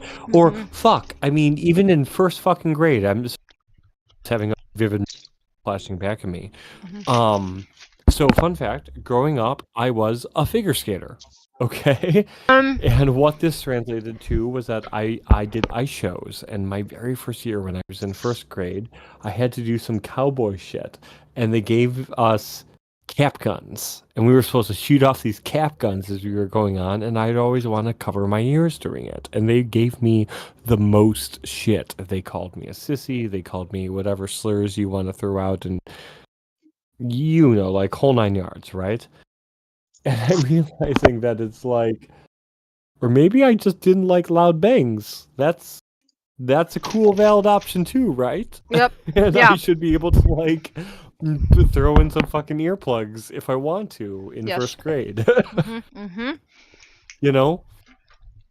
And this shit would end up getting sort of extended, right? And eventually it becomes an entire comment on your masculinity type of deal. Yep. Yeah, exactly. And then people are saying, to, oh, don't you know that you shouldn't look or behave like this? And the only way that you would look or behave like this is this insane reason. That I'm like, oh, you all believe that? Oh, I'm surrounded by lunatics. Wonderful. Yeah. You know, it's bad enough that it's just me with a disability and something's wrong, but you're all delusional. Yeah. Oh, yeah. And so like part of that thing about like not learning about the safety of power tools properly, and like I went back to watch The Page Master recently, which the movie starts out with this idea of like this kid is too afraid of things and needs to learn to be less afraid, but he's just correct and knows statistics. Like he says, you know, this percent of household accidents happen because of ladders. And then his father has an accident on the ladder and then says, why are you so scared of this treehouse I'm building for you? But like, you literally just had an accident that he predicted correctly, right? And like, there's just this greater thing, like this masculinity creates these delusions about reality where people just pretend that you don't need to have safety lessons, or that like acknowledging that there is danger is bad or anti-masculine and you shouldn't do it. Yeah. Just in general ways, right? It's really like fucking weird, right? Yeah. I think that's also because well, it's a cult. if you acknowledge it is, yeah. If you acknowledge that, then you would say, oh, all humans cannot handle this without safeguards, and that gets in the way of this general feeling of entitlement. Of the male is a self-determined, self-actualized individual, and this individual needs to be able to decide what is correct for them. So it's this like extreme individuality that isn't real. So then it's like, well, what if I can handle it? I'm like, well, you probably can't, statistically speaking, but also it doesn't matter because statistically speaking, most people can't. So for example, I would argue humans can't handle weapons. We can't handle having access to weapons as a whole, clearly. What do we do with them? America just joined the chat room. Yeah. You know? No, yeah. Shoot, what was I? No, I mean, I feel that, and for me, I feel like it's sort of like double fraught because, in a way, I've grown up, in which I've done many. How do I want to say this? Non-masculine things in my life, like growing up, I was a competitive figure skater, which is cool. Yeah, and it's also one of those things where it's like, and people would look at me like I was some sort of, and please, when I say phrases or I describe things as I'm talking about this, I'm not trying to be negative. I'm just trying to like mirror back what people like told me. Yeah. But like they would sort of cast this sort of air of like femininity or queerness on me, and I would be like, bro, like I literally don't understand you. Like you're with the hockey team and surrounded by a bunch of men, and I'm like in an arena doing pair skating with like the girl you literally have a crush on. Right. I'm picking her up by her butt. Yeah, same thing in ballet, right? Yeah, yep, exactly. Sorry? Yeah, same thing in ballet. Thing with fucking ballet. No, yeah.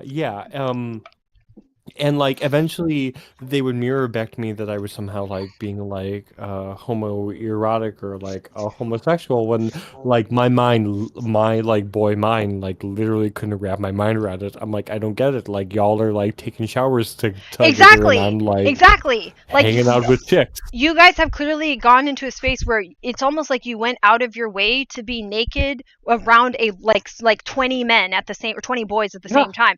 That's a lot. Like most kids, all you have to do is not do hockey, bro, and you don't have to be around like 19 other penises. Like, what is your mathing about? Yeah, and like don't get me wrong, like I too love my, indulgent homoerotic muscle fantasy, but like Right. beyond that, like Right. that's what I see that shit as Yep. in like, yes, look at the fucking Greek fucking Olympians doing their Greek Olympian shit, including like the hand jobs. Like, Right. I don't know what else to say. Yeah, there Yeah. there's no further comment. Yeah, no, exactly. And it's funny too, because so like I got involved in ballet later, but I looked young, so Sure. I got away with it. Okay, but still, I mean, you still got into a fucking college and a conservatory, so yeah, no, congrats, I'm you good. made it, No, thank you. Yeah. And so getting to do that experience, I'm really grateful. But I wanted to try to be a tomboy because Yeah. I didn't like how I would get treated otherwise. I didn't want to be treated Sure. the way girls were treated. And I High also, femme, yeah. you know what I mean? Like I also would often find more people to talk to who were boys because either the girls were already masking, so I couldn't find my peer group, or you know the boys were basically a little bit more likely to play with the video games and it be talked about. So I was like, okay, I'll try to hang out with boys. And I tried to do that until the boys started coming at me sideways with like the whole like, oh, you have boobs now. So it sucked because I was like, well, where am I supposed to go? So then by the time I started, I started really getting serious about ballet. I was like, oh, I get it. Nobody knows what ballet is because all these kids have all these myths about it. It's very different now because everyone's sharing ballet on Instagram and like TikTok, and you're like, oh Very shit, they're different. like insane athletes. But I didn't get to see ballet as like insane athletes. I mean, Jesus Christ! I fucking watched the fucking Prix de Lausanne on fucking YouTube this past year, right? Fire. Like it's like no, they're crazy. Like that's this like shit exists. Yeah, it's crazy. Yeah. So so for me too, it's like it I think it's really important that autistic people are not limited in our special interests, that we're not told, oh, don't do that special interest because social reasons. I'm like, you better have a damn compelling reason why I shouldn't be doing this besides, oh, you're not going to fit in. Oh, really? Like that was on the table.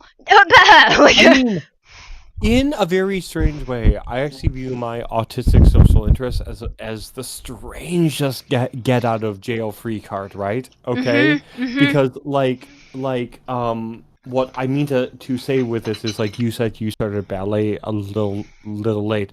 You might have heard this in my voice, but I like from infancy to 13th grade, like freshman year of college, I've had a crippling stutter to the point that I would never sing, right? Okay. So it wasn't until my junior year of high school that I like actually like sang.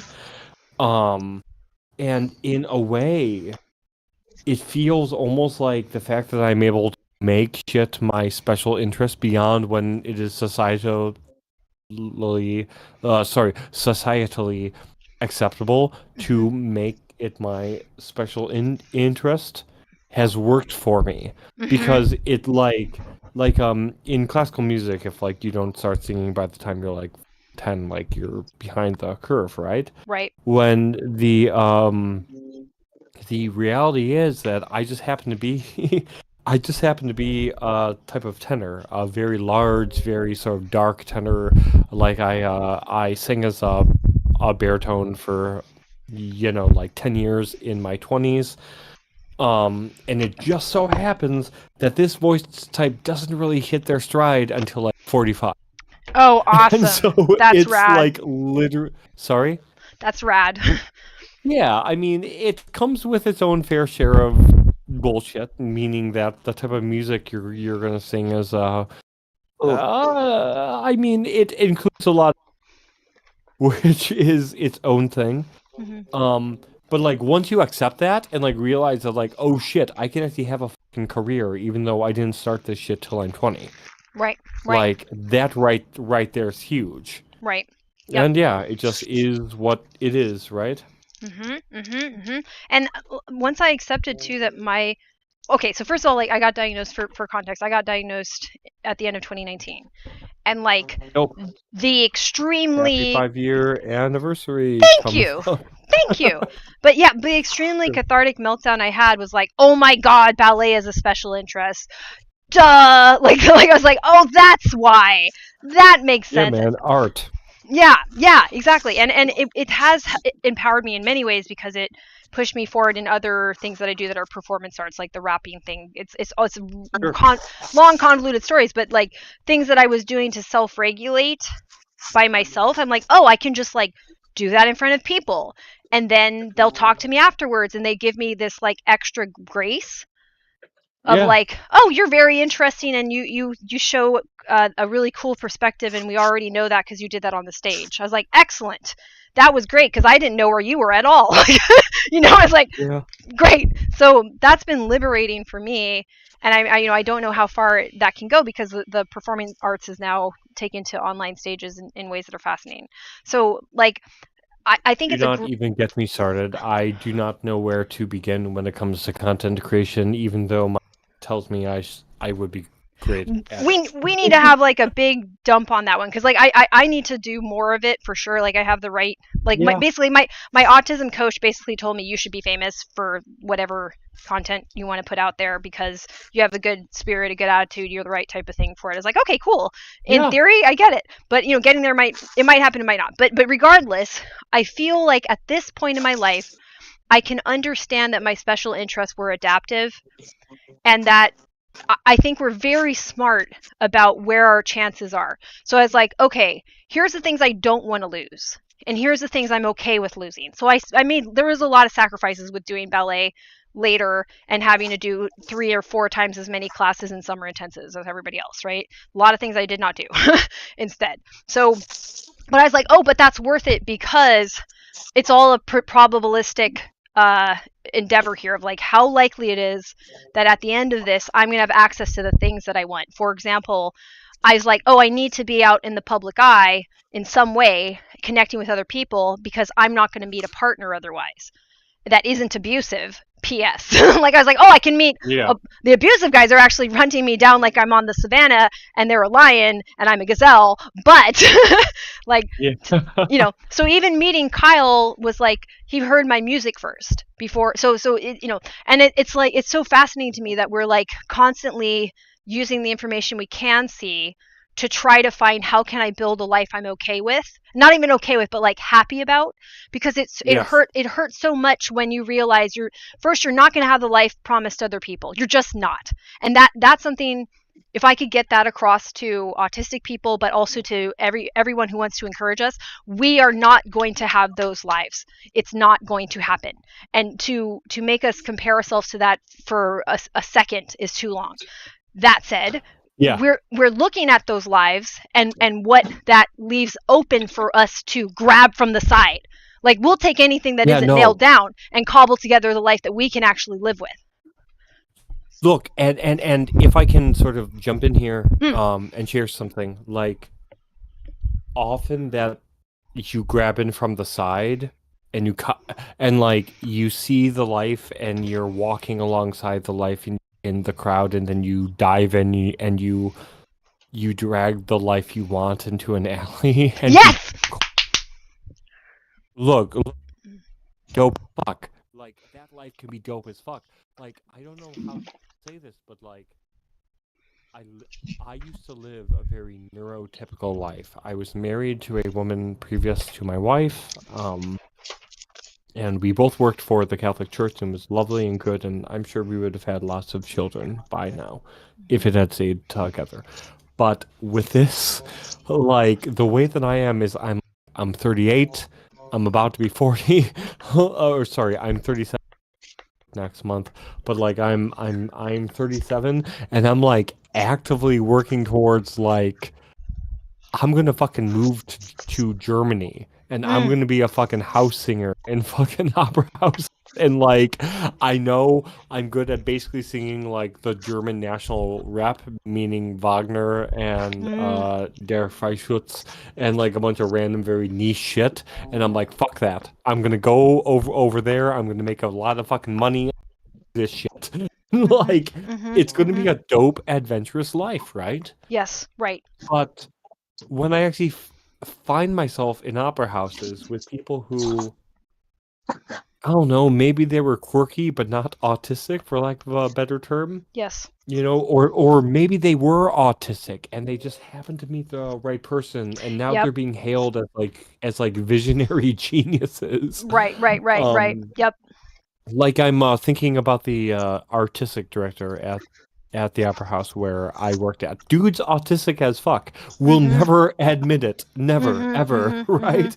Nor was that title probably ever laid upon him. He was just different and saw things as an artist and so forth and so on. Like, I don't know, like I don't want the life that everyone else has. I don't want the life where I wake up, I go home, I have my lovely house in the fucking suburbs. Like I grew up in that. I do not need it any further. You know? Yeah, no, that's a really good point too. Okay, so I know I don't want that's a neurotypical life, right? Yeah. Like I don't like that the neurotypical life guarantees you enough money. That is where I lose my shit, and I'm like, that's not fair. I know I've made all of these contributions, but they don't get measured the same way because there's no trophy waiting for me at the end because I've gone off on this trail that didn't exist. And so there's nobody there to hand me the, yay, you did it. Because I'm not competing with anybody else. And that's what's so interesting is like, I don't care about competing. I think I'd have to see a lot more social information to even begin to care. And so I've always understood it as like, oh, I'm just competing with myself. That is to say, I'm interested in how I'm changing as a person and directing it in a way that I think is sensible. And the way that people direct themselves, I don't think it's sensible. And this is where I can sound critical, and I don't mean to. It's because I can sound, like I'm telling other people they're doing it wrong. But in some ways, it's like when people are so obsessed with competition and they're trying to get to the trophy, they're messing up my stuff. You know what I mean? Like I was like, dude. Like not to fucking interrupt. No, go. But the whole fucking oh yeah, I'm just in a competition with myself. I'm just trying to be better than the last version of myself. Do you realize that like I take that shit seriously? Right. And that is like a fucking mandate. Yep. That like, especially when you're dealing with something like the voice. Mm-hmm. So this is why, in my humble opinion,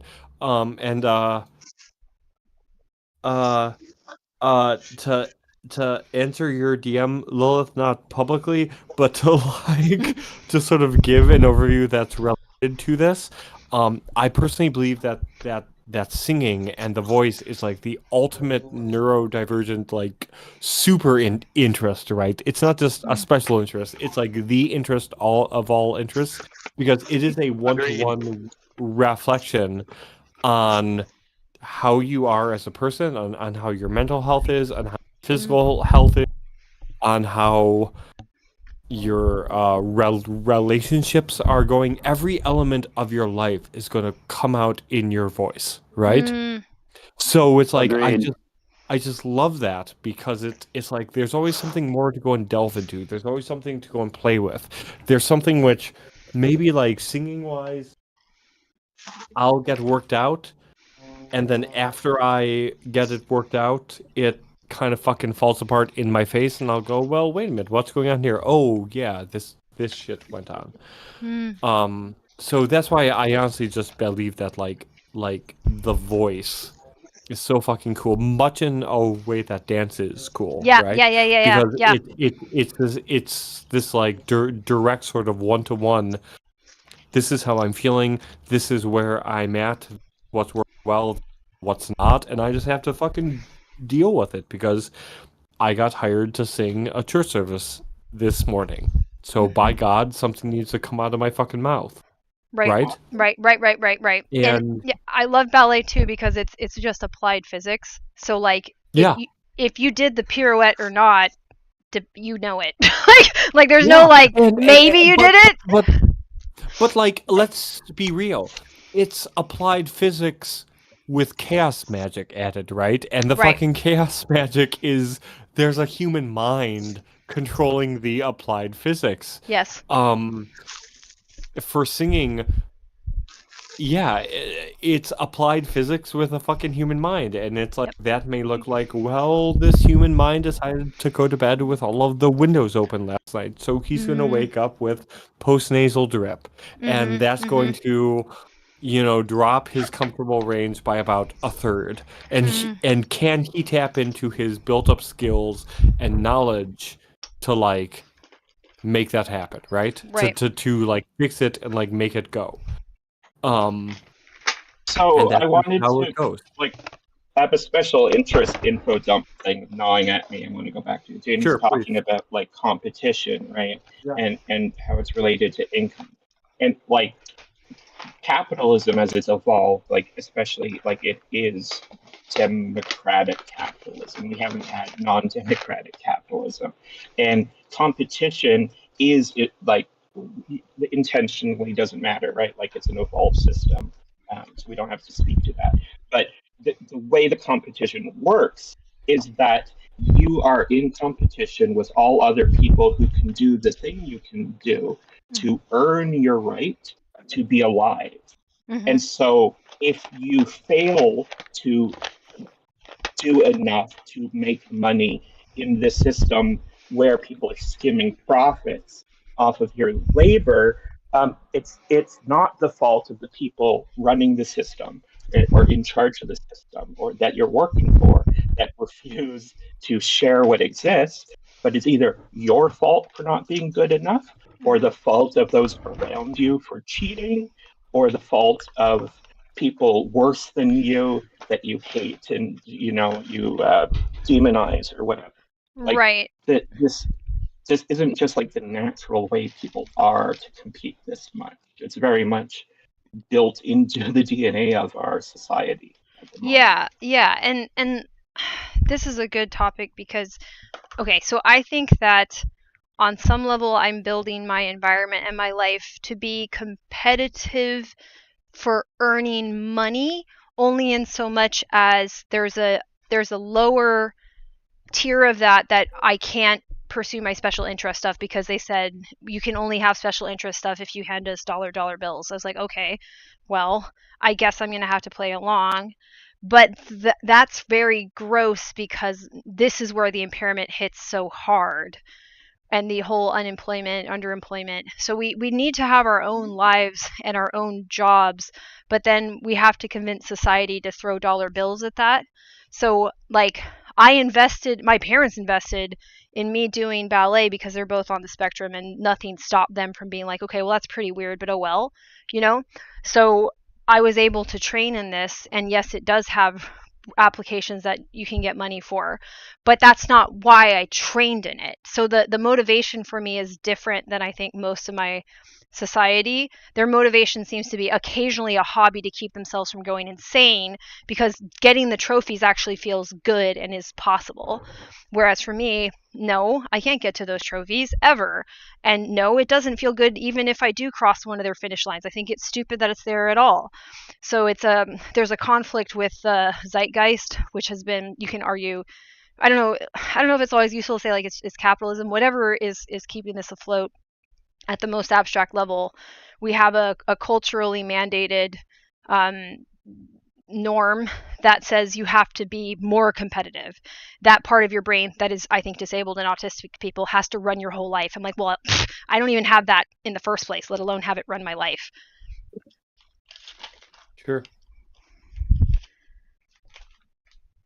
Which then can get into like, oh, the autistic person's so enlightened. I'm like, well, you know what I mean? Like that's a hard thing to talk about because But here's also the other thing is the autistic person is enlightened because they've had to go through this situation 50 fucking times. And maybe if you could just like humble yourself and listen to them, it wouldn't be such a fucking problem, right? Yeah, exactly. I think we go through this in like a very hyper concentrated fashion because this is why we're in the way of other people and we're frustrating because we don't see those competitive goals or care about them or give a shit about the logic that's being used to defend them because it's bullshit. So we'll just kind of steamroll through, sometimes oblivious, sometimes aggrieved.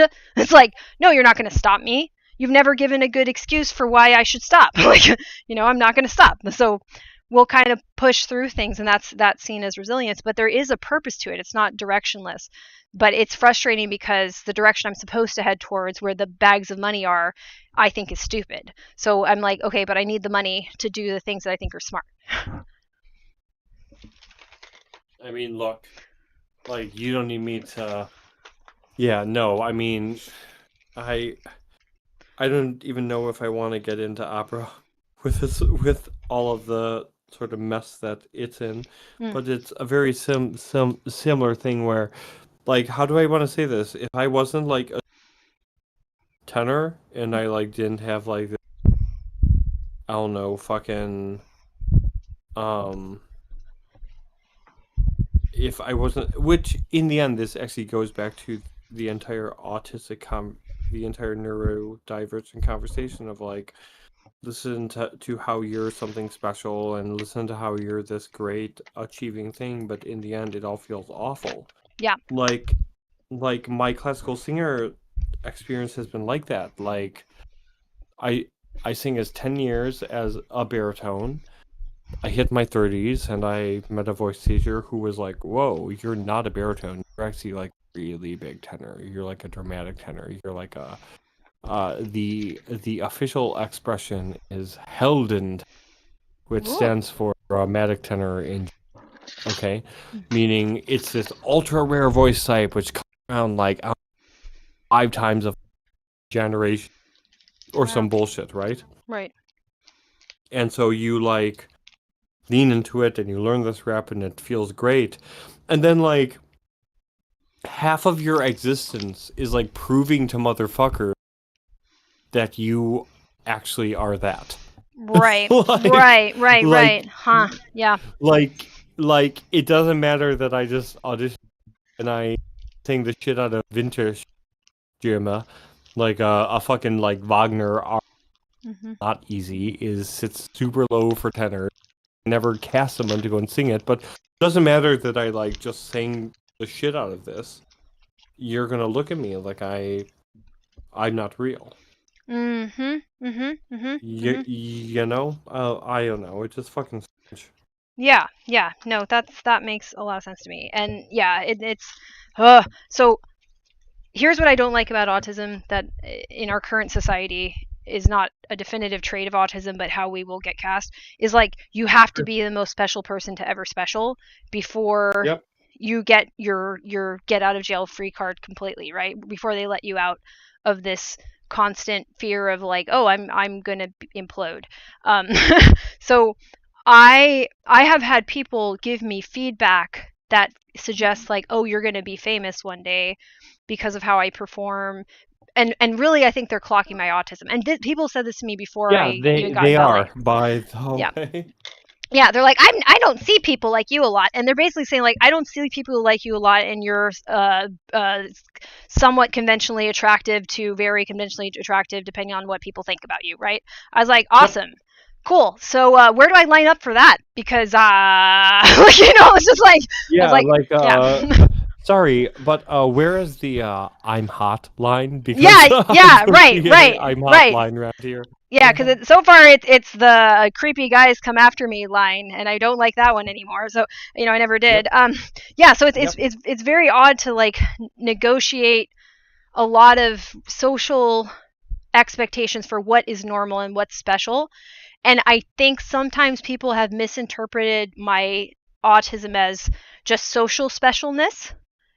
And socially special people get to have biopics made about them because they're so interesting. You're Freddie Mercury, go off. Just like, I was like, oh, okay. Yeah. Like, and that's really weird to have to deal with from a young age.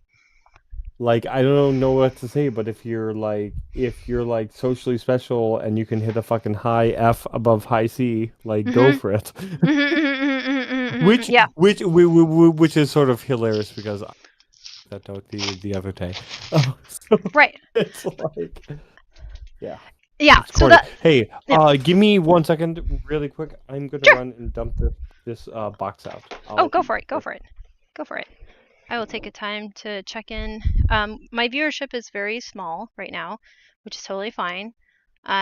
Anybody who is watching this after the fact, just saying hi to you.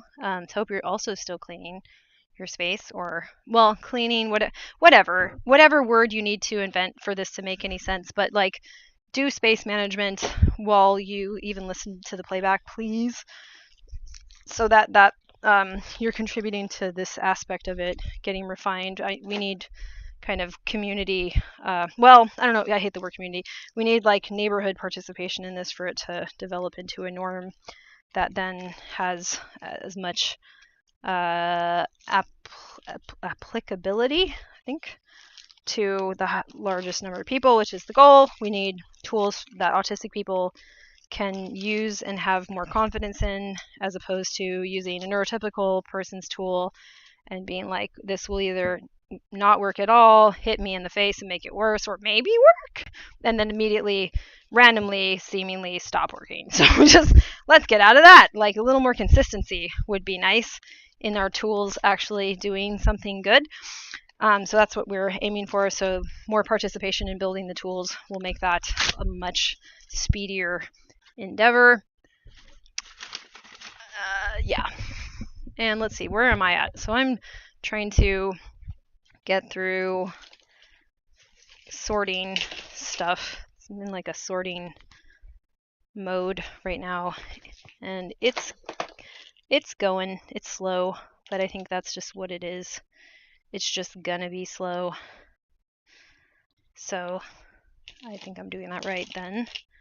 What was this part of? Sometimes I find little plastic things that look like they're maybe part of a toy.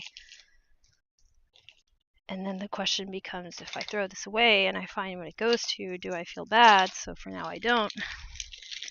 Okay. But yeah. I try to celebrate when I know something is definitely garbage instead of maybe garbage.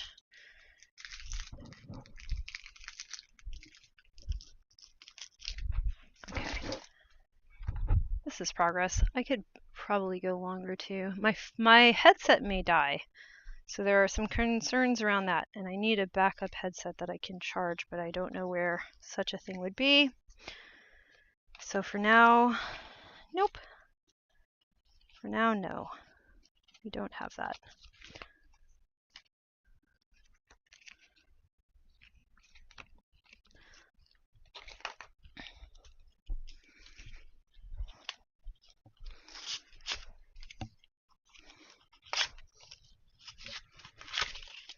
I'm ripping up the flyers for a battle that turned out horribly. Okay. Kyle knows about that. Alright. And let's see here.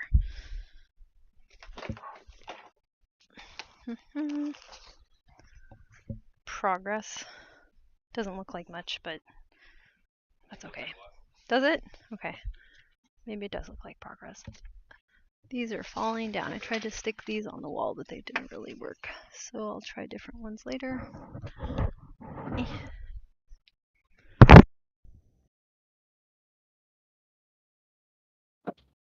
Okay.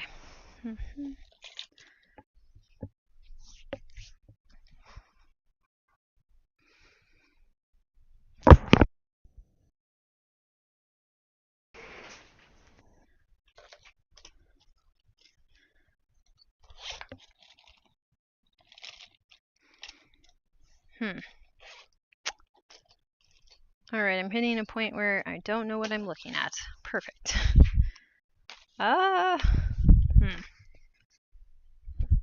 Maybe it's better to just like consolidate and make it a smaller bin of stuff to sort when I can't sort it because of overwhelm.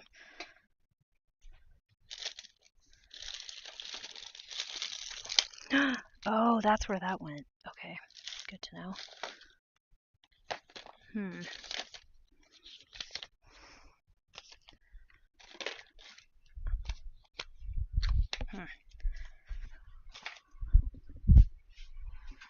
Okay, that can live there.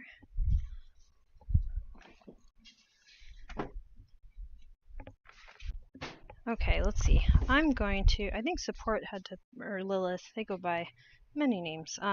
They had to pop off, which happens, but I don't know if they're in the listening stage. Hello, viewers who pop by. So, so that you don't hear dead silence, what this is? What is this?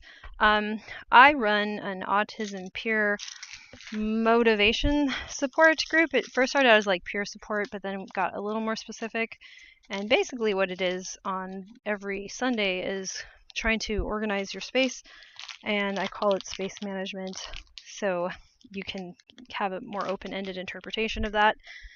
You can think of it as cleaning your room, or you can just say, I'm going to try some new solutions for how I live that might be more forgiving to my disabilities, or recruiting my abilities in such a way that you're not struggling to feel like you can do life. Like daily life and living skills can be challenging for people who have any sort of neurodivergency. I can speak from the perspective of somebody on the autism spectrum and how that's played out for me. It is not easy, but there is space for us to develop new ideas around it, not just work on approaches that neurotypical people use and then we have to pretend they're working for us when they don't.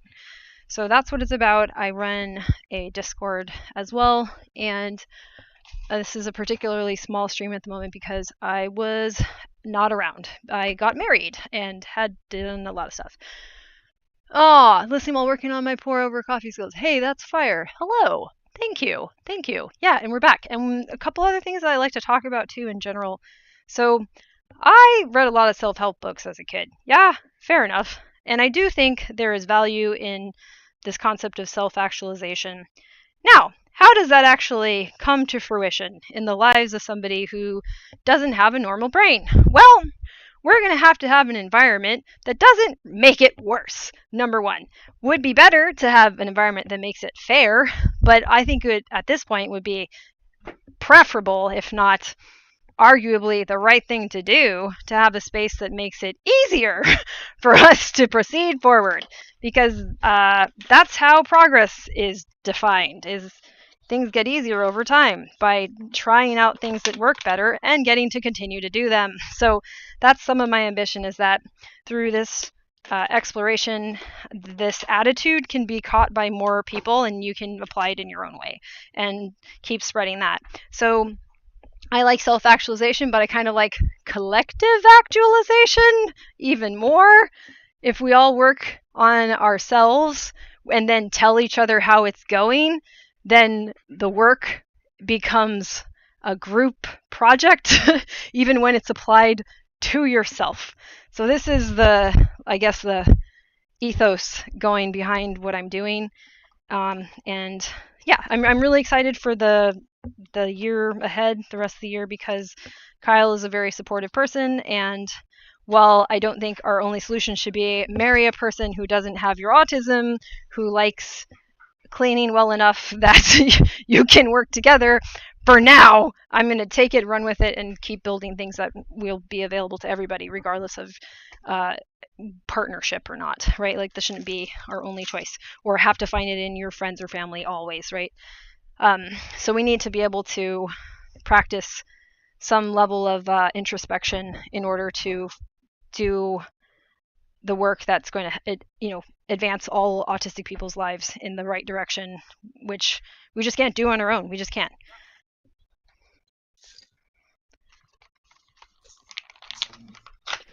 Well, this I'm just walking back to my system. I think I'm gonna dip for a bit and see if I can make it to the Mexican grocery store on Cinco de Mayo. Oh, fire! So yeah, go have fun. Oh yeah, today's Cinco de Mayo. So we'll see if this is an absolute shit show, or if I'm able to go and buy some shit. So Good luck.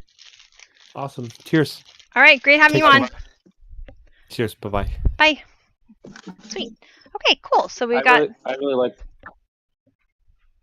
Go ahead. I was just gonna say I really like the. I wanted to touch back on it, but the singing and how David was describing it. Mm-hmm. That's why I was like, agree, because like when he was explaining it, I was just like, yeah. You know what I mean? Mm-hmm. And like one big part of it, well, I shouldn't say one big part of it, but a couple things is like, for example, kind of knowing where you're at health wise. Like if I'm like too tired, I can't even try. Mm-hmm. You know what I mean? And I'm not even trained like that, and I don't perform like that. But I enjoy the act of singing itself. I've received some praise for it. So to me, it's worthwhile. But yeah, it's a good check-in. Because like even if I'm not like doing too good emotionally, even if I'm like healthy as a horse, I just can't summon that kind of free floating feeling because I'm all tight because I'm stressed out. You know what I mean? Mm-hmm. But then even above the check-in, not above the check-in, but there's the check-in, but then there's also I obviously don't study techniques like he would be studying, but still like being able to reiterate, sing the same part over and over again until it approaches a point that one likes. Mm-hmm. And kind of thinking like I've been doing it this way, so I'm going to change this part of my throat or this placement of my tongue or this amount of breath, or I'm going to exhale here instead of there, and just singing the same songs over and over again is super, I think, good for people who need recursiveness, you know? Kyle, we have a question. Is there a particular song you sing a lot that you just need to belt out for pitch correction?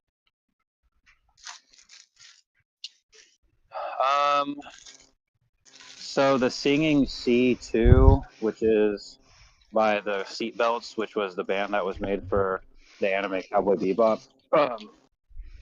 That song's not incredibly, I don't think it's incredibly difficult to sing, but it's not an easy song to sing by any means. And it makes you go low, it makes you go high, it makes you sing steady, it makes you like, you know, you got to do some vibrato or whatever, you got to do some tremolo, whatever those techniques are called. I feel like it's a good, simple, short song. The lyrics are goofy and kind of fun to try to memorize. And so it's like a good lock in. And you don't feel too bad because you'll never sound as good as her anyways. So you know what I mean? Like, You don't even begin to no compare matter what yourself. you do. Yeah, I always forget her name, but the woman who sings that song, like, well, you're just never going to sound as good as her, so might as well just sing as well as you can. Right. Oh, that's great. That's funny. Yeah. So the Singing C, if you look up the Singing CII, you know, too. If you look up the Singing CII, that should show up on YouTube, and it's fun. I also Who asked find. that? Oh, they're in the Twitch chat. JV Bench. Cool. That's a good Yeah. question. I like it. Thank you. Yeah. We're gonna work on more singing too, because like I haven't worked on it much lately. I did have a singing instructor for a bit, and I was taking lessons. I did find it helpful. Like you would have exercises where you jump pitches, and you can also slide into it. And so, if you're having a hard time jumping, you can practice sliding into it, and then go back to trying to jump to the pitch. Yeah, which I found helpful too, because like I overused naturally I was overusing sliding into it instead of trying to hit it right on. But he was doing exercises like that, and then he would do things where like you omit a line in the song to then try to jump on the next one. So so you can make different patterns. Like you could go like every other word, like knock one out. Or you could do like you could even like the simplest version is like do re mi. You would be like do mi, and you know what I mean. Or you can like play with other patterns with that too. You don't have to do like every other. So I thought that was really interesting. Right. I like that. Yeah, I want to do more of it. I didn't do nearly enough of it, but it was cool.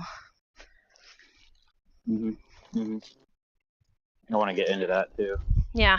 I've always wanted to. I just finding the muse to like sit down and do it when there's Twitter and video games and Duolingo Yeah. and other shit. Well, we're not supporting. That's the thing about this channel too. Like you're not on the spectrum, but I mean you're unique, and we're all trying to negotiate like how to get towards our dreams is what I read this as, but not in a competitive way. That's my whole point. Is like, well, we need to support each other and motivate each other. That's where it started to like go past peer support to like, oh, we need support with motivation. And it can't just be like, you're the best, like, because then it implies there's a bunch of worse that you have to compete against. No, like there's nobody like you, and I want to see what you look like when that like deep sense of who you are is cultivated, and then you make choices based on that, and then that forms a new form of like self-expression, a new like way that humans can iterate on ideas. Like I want to see people get to flesh out their ideas fully without having their ideas have to be, judged against each other's. Like why? Like how many competitions do we need to invent to convince ourselves that there's a point? Right. Exactly. And but that's another big. I want to add one last thing, but sometimes that's called like the difference between intrinsic extrinsic motivation. But yeah, go ahead. Yeah. I was gonna say too, like in terms of motivation, what I find to be motivating, although it's gonna be different because I'm not autistic, is like just genuine pursuit, the genuine enjoyment, the genuine building, the genuine like the whole reason why you even got interested in the first place, and just reminding oneself. Yeah. Because once it starts to become mature, there's always like quotes from like, rather to quite famous people who are like, oh, it's, my art is the worst thing in the world and it stresses me out so much and da-da-da. And that's great for them, but they're not necessarily who we're talking about, and not necessarily every single person needs to be a household name like that. And you shouldn't have to be a household name to enjoy doing something. Right. No, you shouldn't. You know what I mean? No. Well, no, and it's the thing itself should dictate what you need to be in terms of recognizability or whatever. And also like this idea of like that's more like an supposedly extrinsic reward to get notoriety. Well, what about like a pro-social intrinsic motivation? So it's not only is it, yes, it's coming from your own locking in on something, like you're perceiving some aspect of the world that you're just fascinated in because it exists. Okay, great. All right, but what does that do to other people? So you're still conscious of how this affects other people. You still care about other people while being locked in. So you're still able to check in with others. You're still able to, you know what I mean? Like know that this is creating a problem. So for example, if somebody is striving for notoriety and they don't notice that this is creating pathology in a bunch of kids watching them strive for notoriety, how can you condone that anymore? It's no longer, it's become antisocial. So you're extrinsically motivated and antisocial. Yeah, right. And whatever it is, and like, I think, what's the harm in either saying this benefits other people anyway, or it's just enjoying. It's just it can be like, this is a little bit different, but like, I know we've talked about this and this might not work for autistic people, but like, okay, I'm cleaning and stuff like that, right? It's like, yeah, if I would much prefer for this to already be done so I could just be sitting in the chair reading or playing PlayStation 4. I really would. Sure. I do enjoy cleaning for a number of reasons. So there's the outcome, which is a clean environment. There's my own thing where it settles my OCD, to be honest. Because I get grossed out easy. You know what I mean? Yeah. I do. And it's almost a level that I almost feel like an alien, where it's like, right, what do you need, like a sterile bubble boy environment? And I'm like, I would like that. I would like that. Right. But there's that level. But then there's also this, like, because I clean, I develop new techniques. I try new techniques. I consider new techniques. I transpose techniques from one cleaning of something to another cleaning of something, and then it is nice to just be able to like the washing machine. Right. that was gonna leak and leak and leak and leak and leak and leak and leak. It was never gonna get fixed, right? And then $30 and half an hour later, I fixed it. That's a good feeling to be able to do something that helps other people, and it's a good feeling to help myself, and it's a good feeling to not feel like there's another thing that's broken. And so just fixing one thing at a time, I'm building a more cohesive subsystem. But in my head, it is a little spaceship. You know what I mean? It is a little castle town where, like a little castle management. It's like, oh, sir, Lord, the peasants don't have a place to put their feces anymore. Now they're getting sick. And it's like, what? Build this new channel. Like, build this new trench. We need latrines. And it's like, bing, bing, bing, points go up, productivity goes up. There's more farmers to make more wheat. Bing, bing, bing, bing, bing. Yeah. So I think any amount of imagination, we are either imagination is squashed or it's relegated to, well, now that you're an adult, every amount of imagination that you have needs to be either directly tied to a monetary increase or needs to be tied to some form of entertainment for other people, right? Yes. But you're not allowed for a moment to imagine simply for the sake of entertaining yourself. Yeah. Which I've never agreed to that in my life. I've always been like, no, that's crazy. That's crazy to me because I'm the one making it up. Yeah. Therefore, I'm the one that gets to enjoy. Like right now, I'm out here cleaning up the backyard. This is a Lord of the Rings battle back here. That's what I'm really doing. Right. I'm sending elves to attack dwarves. I'm telling elves to attack orcs. I'm sending dwarves to attack urukais. I'm sending the humans to go get more provisions. You know what I mean? And lo and behold, by the time I'm done, I can take a step back and be like, wow, that's clean. That's nice.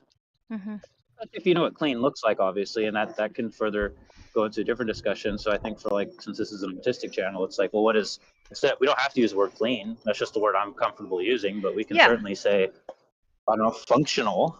Yeah. And if you've never known what functional looks like, that's fine, because a lot of it you have to just make it up. Yeah. And I think one of the I think autistic people are limited in what we're able to make up because we lack support in making up something brand new. It's like, no, well, people have already figured this out and this is the way it's supposed to be. And it's like, well, wait a second, but I can't do that because of my disability, so this can't be how it is. I was going to mention something about that too, is that autistic people have a lot more, how do I say this? Like, it seems to me that autistic people, because they have had a whole lifetime of people intervening, interjecting, comment, right? Very, not paranoid, but it's almost, I hear a lot of, it's not paranoia, but it's approaching paranoia, where it's like, well, what if somebody says something about it? What if somebody does this? What about this though? What about that though? And it's like, well, what about right here, right now? You get to just do whatever you want, and there's no skeptic who's going to come say something. And if they do, ignore it. Right. Or something, you know what I mean? Well, yeah, I mean, it takes being an adult to be able to ignore it too, right? 100%. And that's still hard. It's not easy. Right. Yeah. Well, and that's where, you know, some of what's happening here, hopefully, as we go forward too, and I keep streaming and I keep working on this, is that I give people some of their nerve back. Like, you have to have a lot of nerve to keep going and to do things that other people may not understand why you have to do it like that. It's like, well, because this is the only way it's going to get, you know, even started. Like, there's no clear pathway for me to follow. We're gonna, and the idea that every autistic person should be trailblazing in the dark without communicating to each other when we have the internet is ridiculously, like, you know, indulgently sadistic. Like, no. No. And it's untenable. Right. It's impossible. It's just us trying to prove ourselves to a bunch of people who are still bullying us.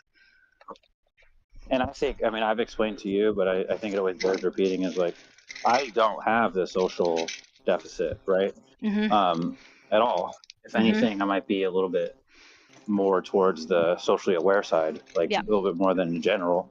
Right. In my experience, because I notice stuff that people don't notice, and I navigate stuff in a way. Hey, get out of there! What are you doing, dummy? Get out of there! That dog sniffs every single thing. Get out of there! Good girl. Thank you. Thank you. Over here. Thank you. See that? How I said like no. She knew that was no. But then she got rewarded for a good decision. Right. But I don't make any qualms with saying no to her, because if I do, she'll take a mile. Give her an inch, she'll take a mile. Oh, Jeannie, I gotta go. Anyways, so like at work, like I've said before, I don't receive too much. Look, if somebody disagrees with the methodology I'm about to do, that's fine, right? But there were times when I was younger where it felt like every little thing I tried to do, somebody had to make some stupid comment. Well, why don't you do it this way? Oh, this takes too long. You know, unfortunately for everybody involved, and myself too, because it was stressful, and it kind of created interpersonal conflict at times. Was I had to prove that my methodology, not only did it work for me, but it was better. Yeah. And then all of a sudden, it's the right way to do it. Well, first, all that takes too long. We're setting up and all this. We're measuring. Why are you setting up? Why do you have to put everything all nice and neat first? Let's just get started. And then I'm done. I'm helping the guy finish.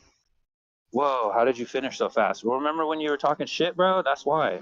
But it shouldn't require that either, because that's why I always tell people, I'm like, if you're doing it completely wrong, we'll talk about it. I'm not gonna make you feel bad. I'm not gonna insult you. I'm not gonna accuse you of taking too long. We're gonna work through your methodology to get it up to some kind of speed that's realistic for the project we're working on. But for the most part, if you have a way that makes sense to you and you can do it, fine. Yeah. As long as the outcome is within a certain boundary of passing, I'm fine with that. Right. But what happens is that other people are just gonna want to say, no, don't do it that way. I don't like the way you're doing it. And it's like, well, how are you doing it? And then the way they're doing it, either they don't know or it's bad.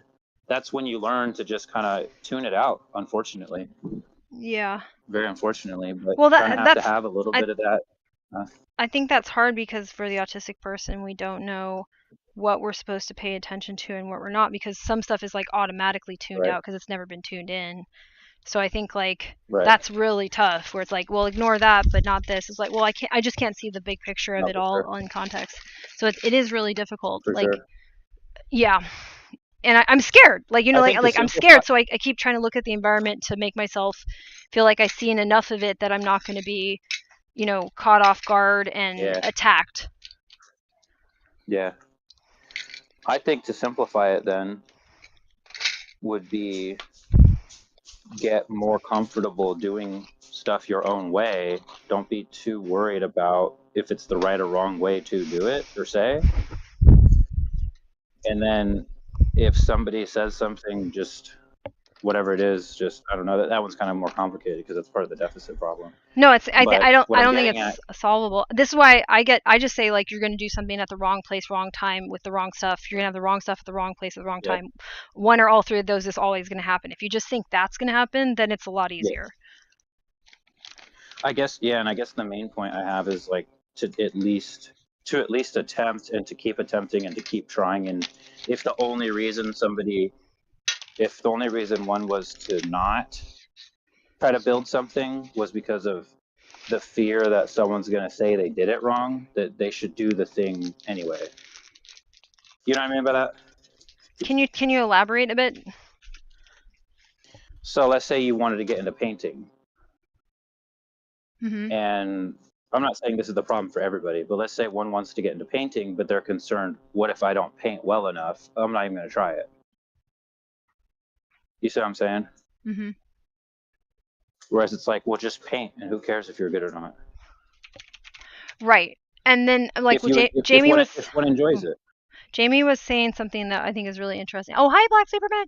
It's hard to filter all the data we absorb throughout the day sometimes, and it can be overwhelming. Right, because we're trying to absorb the data that we can process to make up for the data we can't. So, and honestly, the way that it's currently set up, we just have to, because we're getting targeted by jerks, basically. And like, I wanted to use something Jamie was saying to kind of hammering on that point. So someone on Facebook has a nice channel posting videos about recipes, but every time they get comments about their lives, relationships, gossip, questions, but they continue to post. Basically, staying here is half the battle, winning for as long as you continue existing. And like, yeah, so this, and like for autistic people, I think we get an even higher volume of these irrelevant like stop painting types, like your example is painting, right? You'll actually get people actively coming in trying to not only derail you but like really upset you. And it sucks because like on the one hand, I'm like, I'm not trying to be visible for neurotypical people or bullies to accept me. I'm trying to be visible because I needed a role model when I was a kid. I needed to see an adult that was okay, that was like me. But then I don't want people to see an adult that's okay, that's like me, also having to deal with.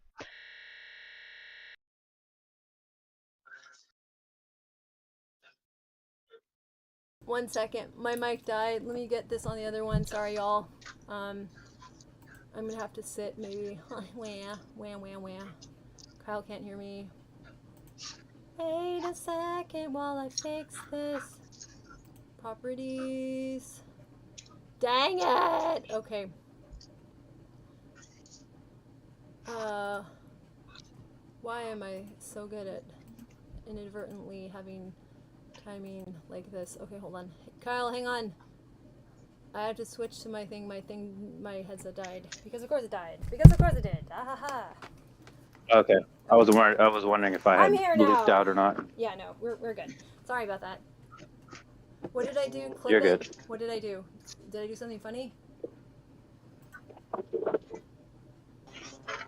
Feel free to clip it. Did you I have my moments. goofy again? Also, hello. Did you do something goofy? Welcome in. If you have any questions about the channel, please feel free to ask. I don't know to deal with glitches out. Oh, is that what happened? Oh, that's so funny. See, timing. I have comedic timing. Innately. Born with it. Can't get rid of it. Wish I could sometimes. Cursed with it, if you will. Okay, so, yeah, so we're doing cleaning. I'm going to be drifting in and out of where this microphone likes to pick up my voice, but we've only got, how much longer? Oh, like 8 minutes. We're almost done with the stream. So that's why. I'm going to be doing Autism Peer Motivation Support during the week, finally, again. I believe I will be doing it tomorrow. I think.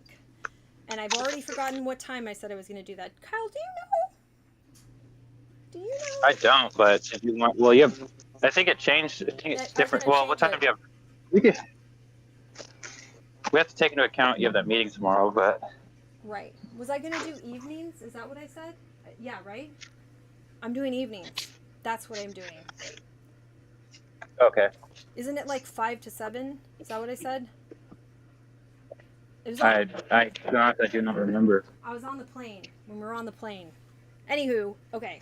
I think. Oh, it's in your notebook. In your notebook. It's in my notebook? Which notebook? Ah! Dang it! Okay, hold on. Wait. I can find this. I think it's this notebook. Hang on. Hold on. Wait. Okay, yeah. No, it totally is. Okay, 3, apparently. So tomorrow I'll be here from 3 to 5. Pacific Standard Time, and I'll be here on Wednesday as well. So the schedule is now Sundays, 12 to 3. Monday 3 to 5, Wednesday 3 to 5. 12 to 3 on Sundays is what we call housekeepathon, HKAT, housecat, which just housekeeping is one way that activities of daily living gets broken down when it comes to space management. So it gives you a chance to do some space management. If you really like this and what we're doing, there is a Discord. Joining the Discord has a couple extra steps so that you can understand the vibe that we're going for, which is very specific. I want people to be able to work on their own lives, actually improving, while also being considerate of other people. So I don't think of this as communities, I think of it as a neighborhood. So if you like the neighborhood, then you can come be part of the little neighborhood and have neighbors and work together while also having our own lives, which is great, right? But also I just think that generally speaking, neurodivergent people, autistic people need to have a better shot at their their goals. Let me start that over. I don't like that kind of metaphor. I think autistic people need a better chance at their ideas being fully developed. And that's what I'm interested in, and that's what I'm here to support. I'm also here to demonstrate how I'm doing at that with the supports that I've been able to accumulate. And we need realistic ways for people to find their own resources without it being just kind of, not broadly just speaking unfair, but abusive. Like when you have a disability and you live in a society that says that they're going to include all people in this pursuit of values that we all agreed are healthy for humans to have, and you can't get at them because of your disability, there's a problem. And that's the situation that people with autism are finding themselves in. We basically don't have the accommodations that we need for us to be fulfilling our lives as citizens. We don't get to contribute. We don't get to take advantage of the same opportunities as other people, and it's not fair. So I want us to have better access to opportunities, which I think has to happen on a structural level. Like we actually need to reform the Americans with Disabilities Act. So that's like the big long-term goal. And then I have a bunch of performance arts training, so I run around using that to be able to stream and keep it somewhat entertaining.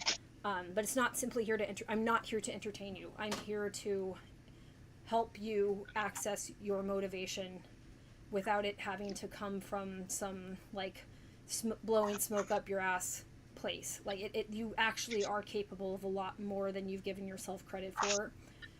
And just because society either held you to an impossible standard or a low standard doesn't mean that that's what your life is going to look like. And it not only does it not have to look like that, it's not right for it to look like that. That's not fair. And fairness to me matters a lot. I'd rather have us work on something, together and chip away at it and then leave the situation better than what we found it than to just have to lie down and be defeated by it. That's not fair. It's not fair. So we have to kind of clump together and stand up for ourselves. So that's partly that, and partly building a space where the people that we have to stand up to can't get in. Partly that, like, shit, I'm tired. I don't want to deal with that all the time. So a little bit of strength in numbers, a little bit of resetting standards, having a really high standard for yourself. That's really what it's about, but not a standard that somebody else made up arbitrarily that they claim is a high standard, but is really deeply unhealthy. And there's a lot of that in our current social environment, and I don't like that. So yeah, that's my Cliff Note summary of like the attitude behind this channel. We will be here more regularly. Now that I'm settled and have my husband has moved in and I got married and it was cool and it was great. So I'm having more support at home, which is great. But I don't want everyone to have to, limit their options, because that's where we are right now. As autistic people, our options are limited. Our potential is not being realized, and it's not potential to self-aggrandize and become this like super genius, incredible, blah blah blah. No, it's like autistic people have different ways we develop, and for us to not find out what our actual potential is deeply unfair, because right now it's coming from our disabilities not being accommodated. It's nothing to do with our own efforts. We're trying really hard, and this is ridiculous. So I want us to have a chance to try hard and it be sufficient, rather than try hard and you're still not good enough. I'm sick of that. Okay, so I'm gonna go because we got like 2 minutes left in the stream. Are there any questions before I peace out? This is on YouTube as well. Jane the Message is all my socials, because I'm a musician, I'm a rapper. I freestyle rap really, really well and win tournaments for that. One of my ambitions is I think I should audition for Rhythm and Flow if it makes it to a 3rd season, so just leaving that out there. And we'll have some more fun streams too, I hope in the future, but we'll just get going with the Autism Peer Motivation Support. So if you can make it Monday or Wednesday, if you're watching this after the fact and you can still make it, it's going to be 3 to 5 p.m. Pacific Standard Time. I'm on the west coast of the United States of America. And I think that's it. Okay. Appreciate y'all. Hope that you have a good rest of your evening. Thank you for coming. Thanks for everybody that came on to the stream as a participant. And if this helped you, please pay it forward by finding ways that you can also be a help to others and find ways to express yourself that do not have to hurt you or anybody else. And Mr. Rogers is the homie. Look into cool advice from him. I will requote it a lot. And just look for choices that align with who you are for the next time until I see you again, and let me know how that went. Okay, goodbye!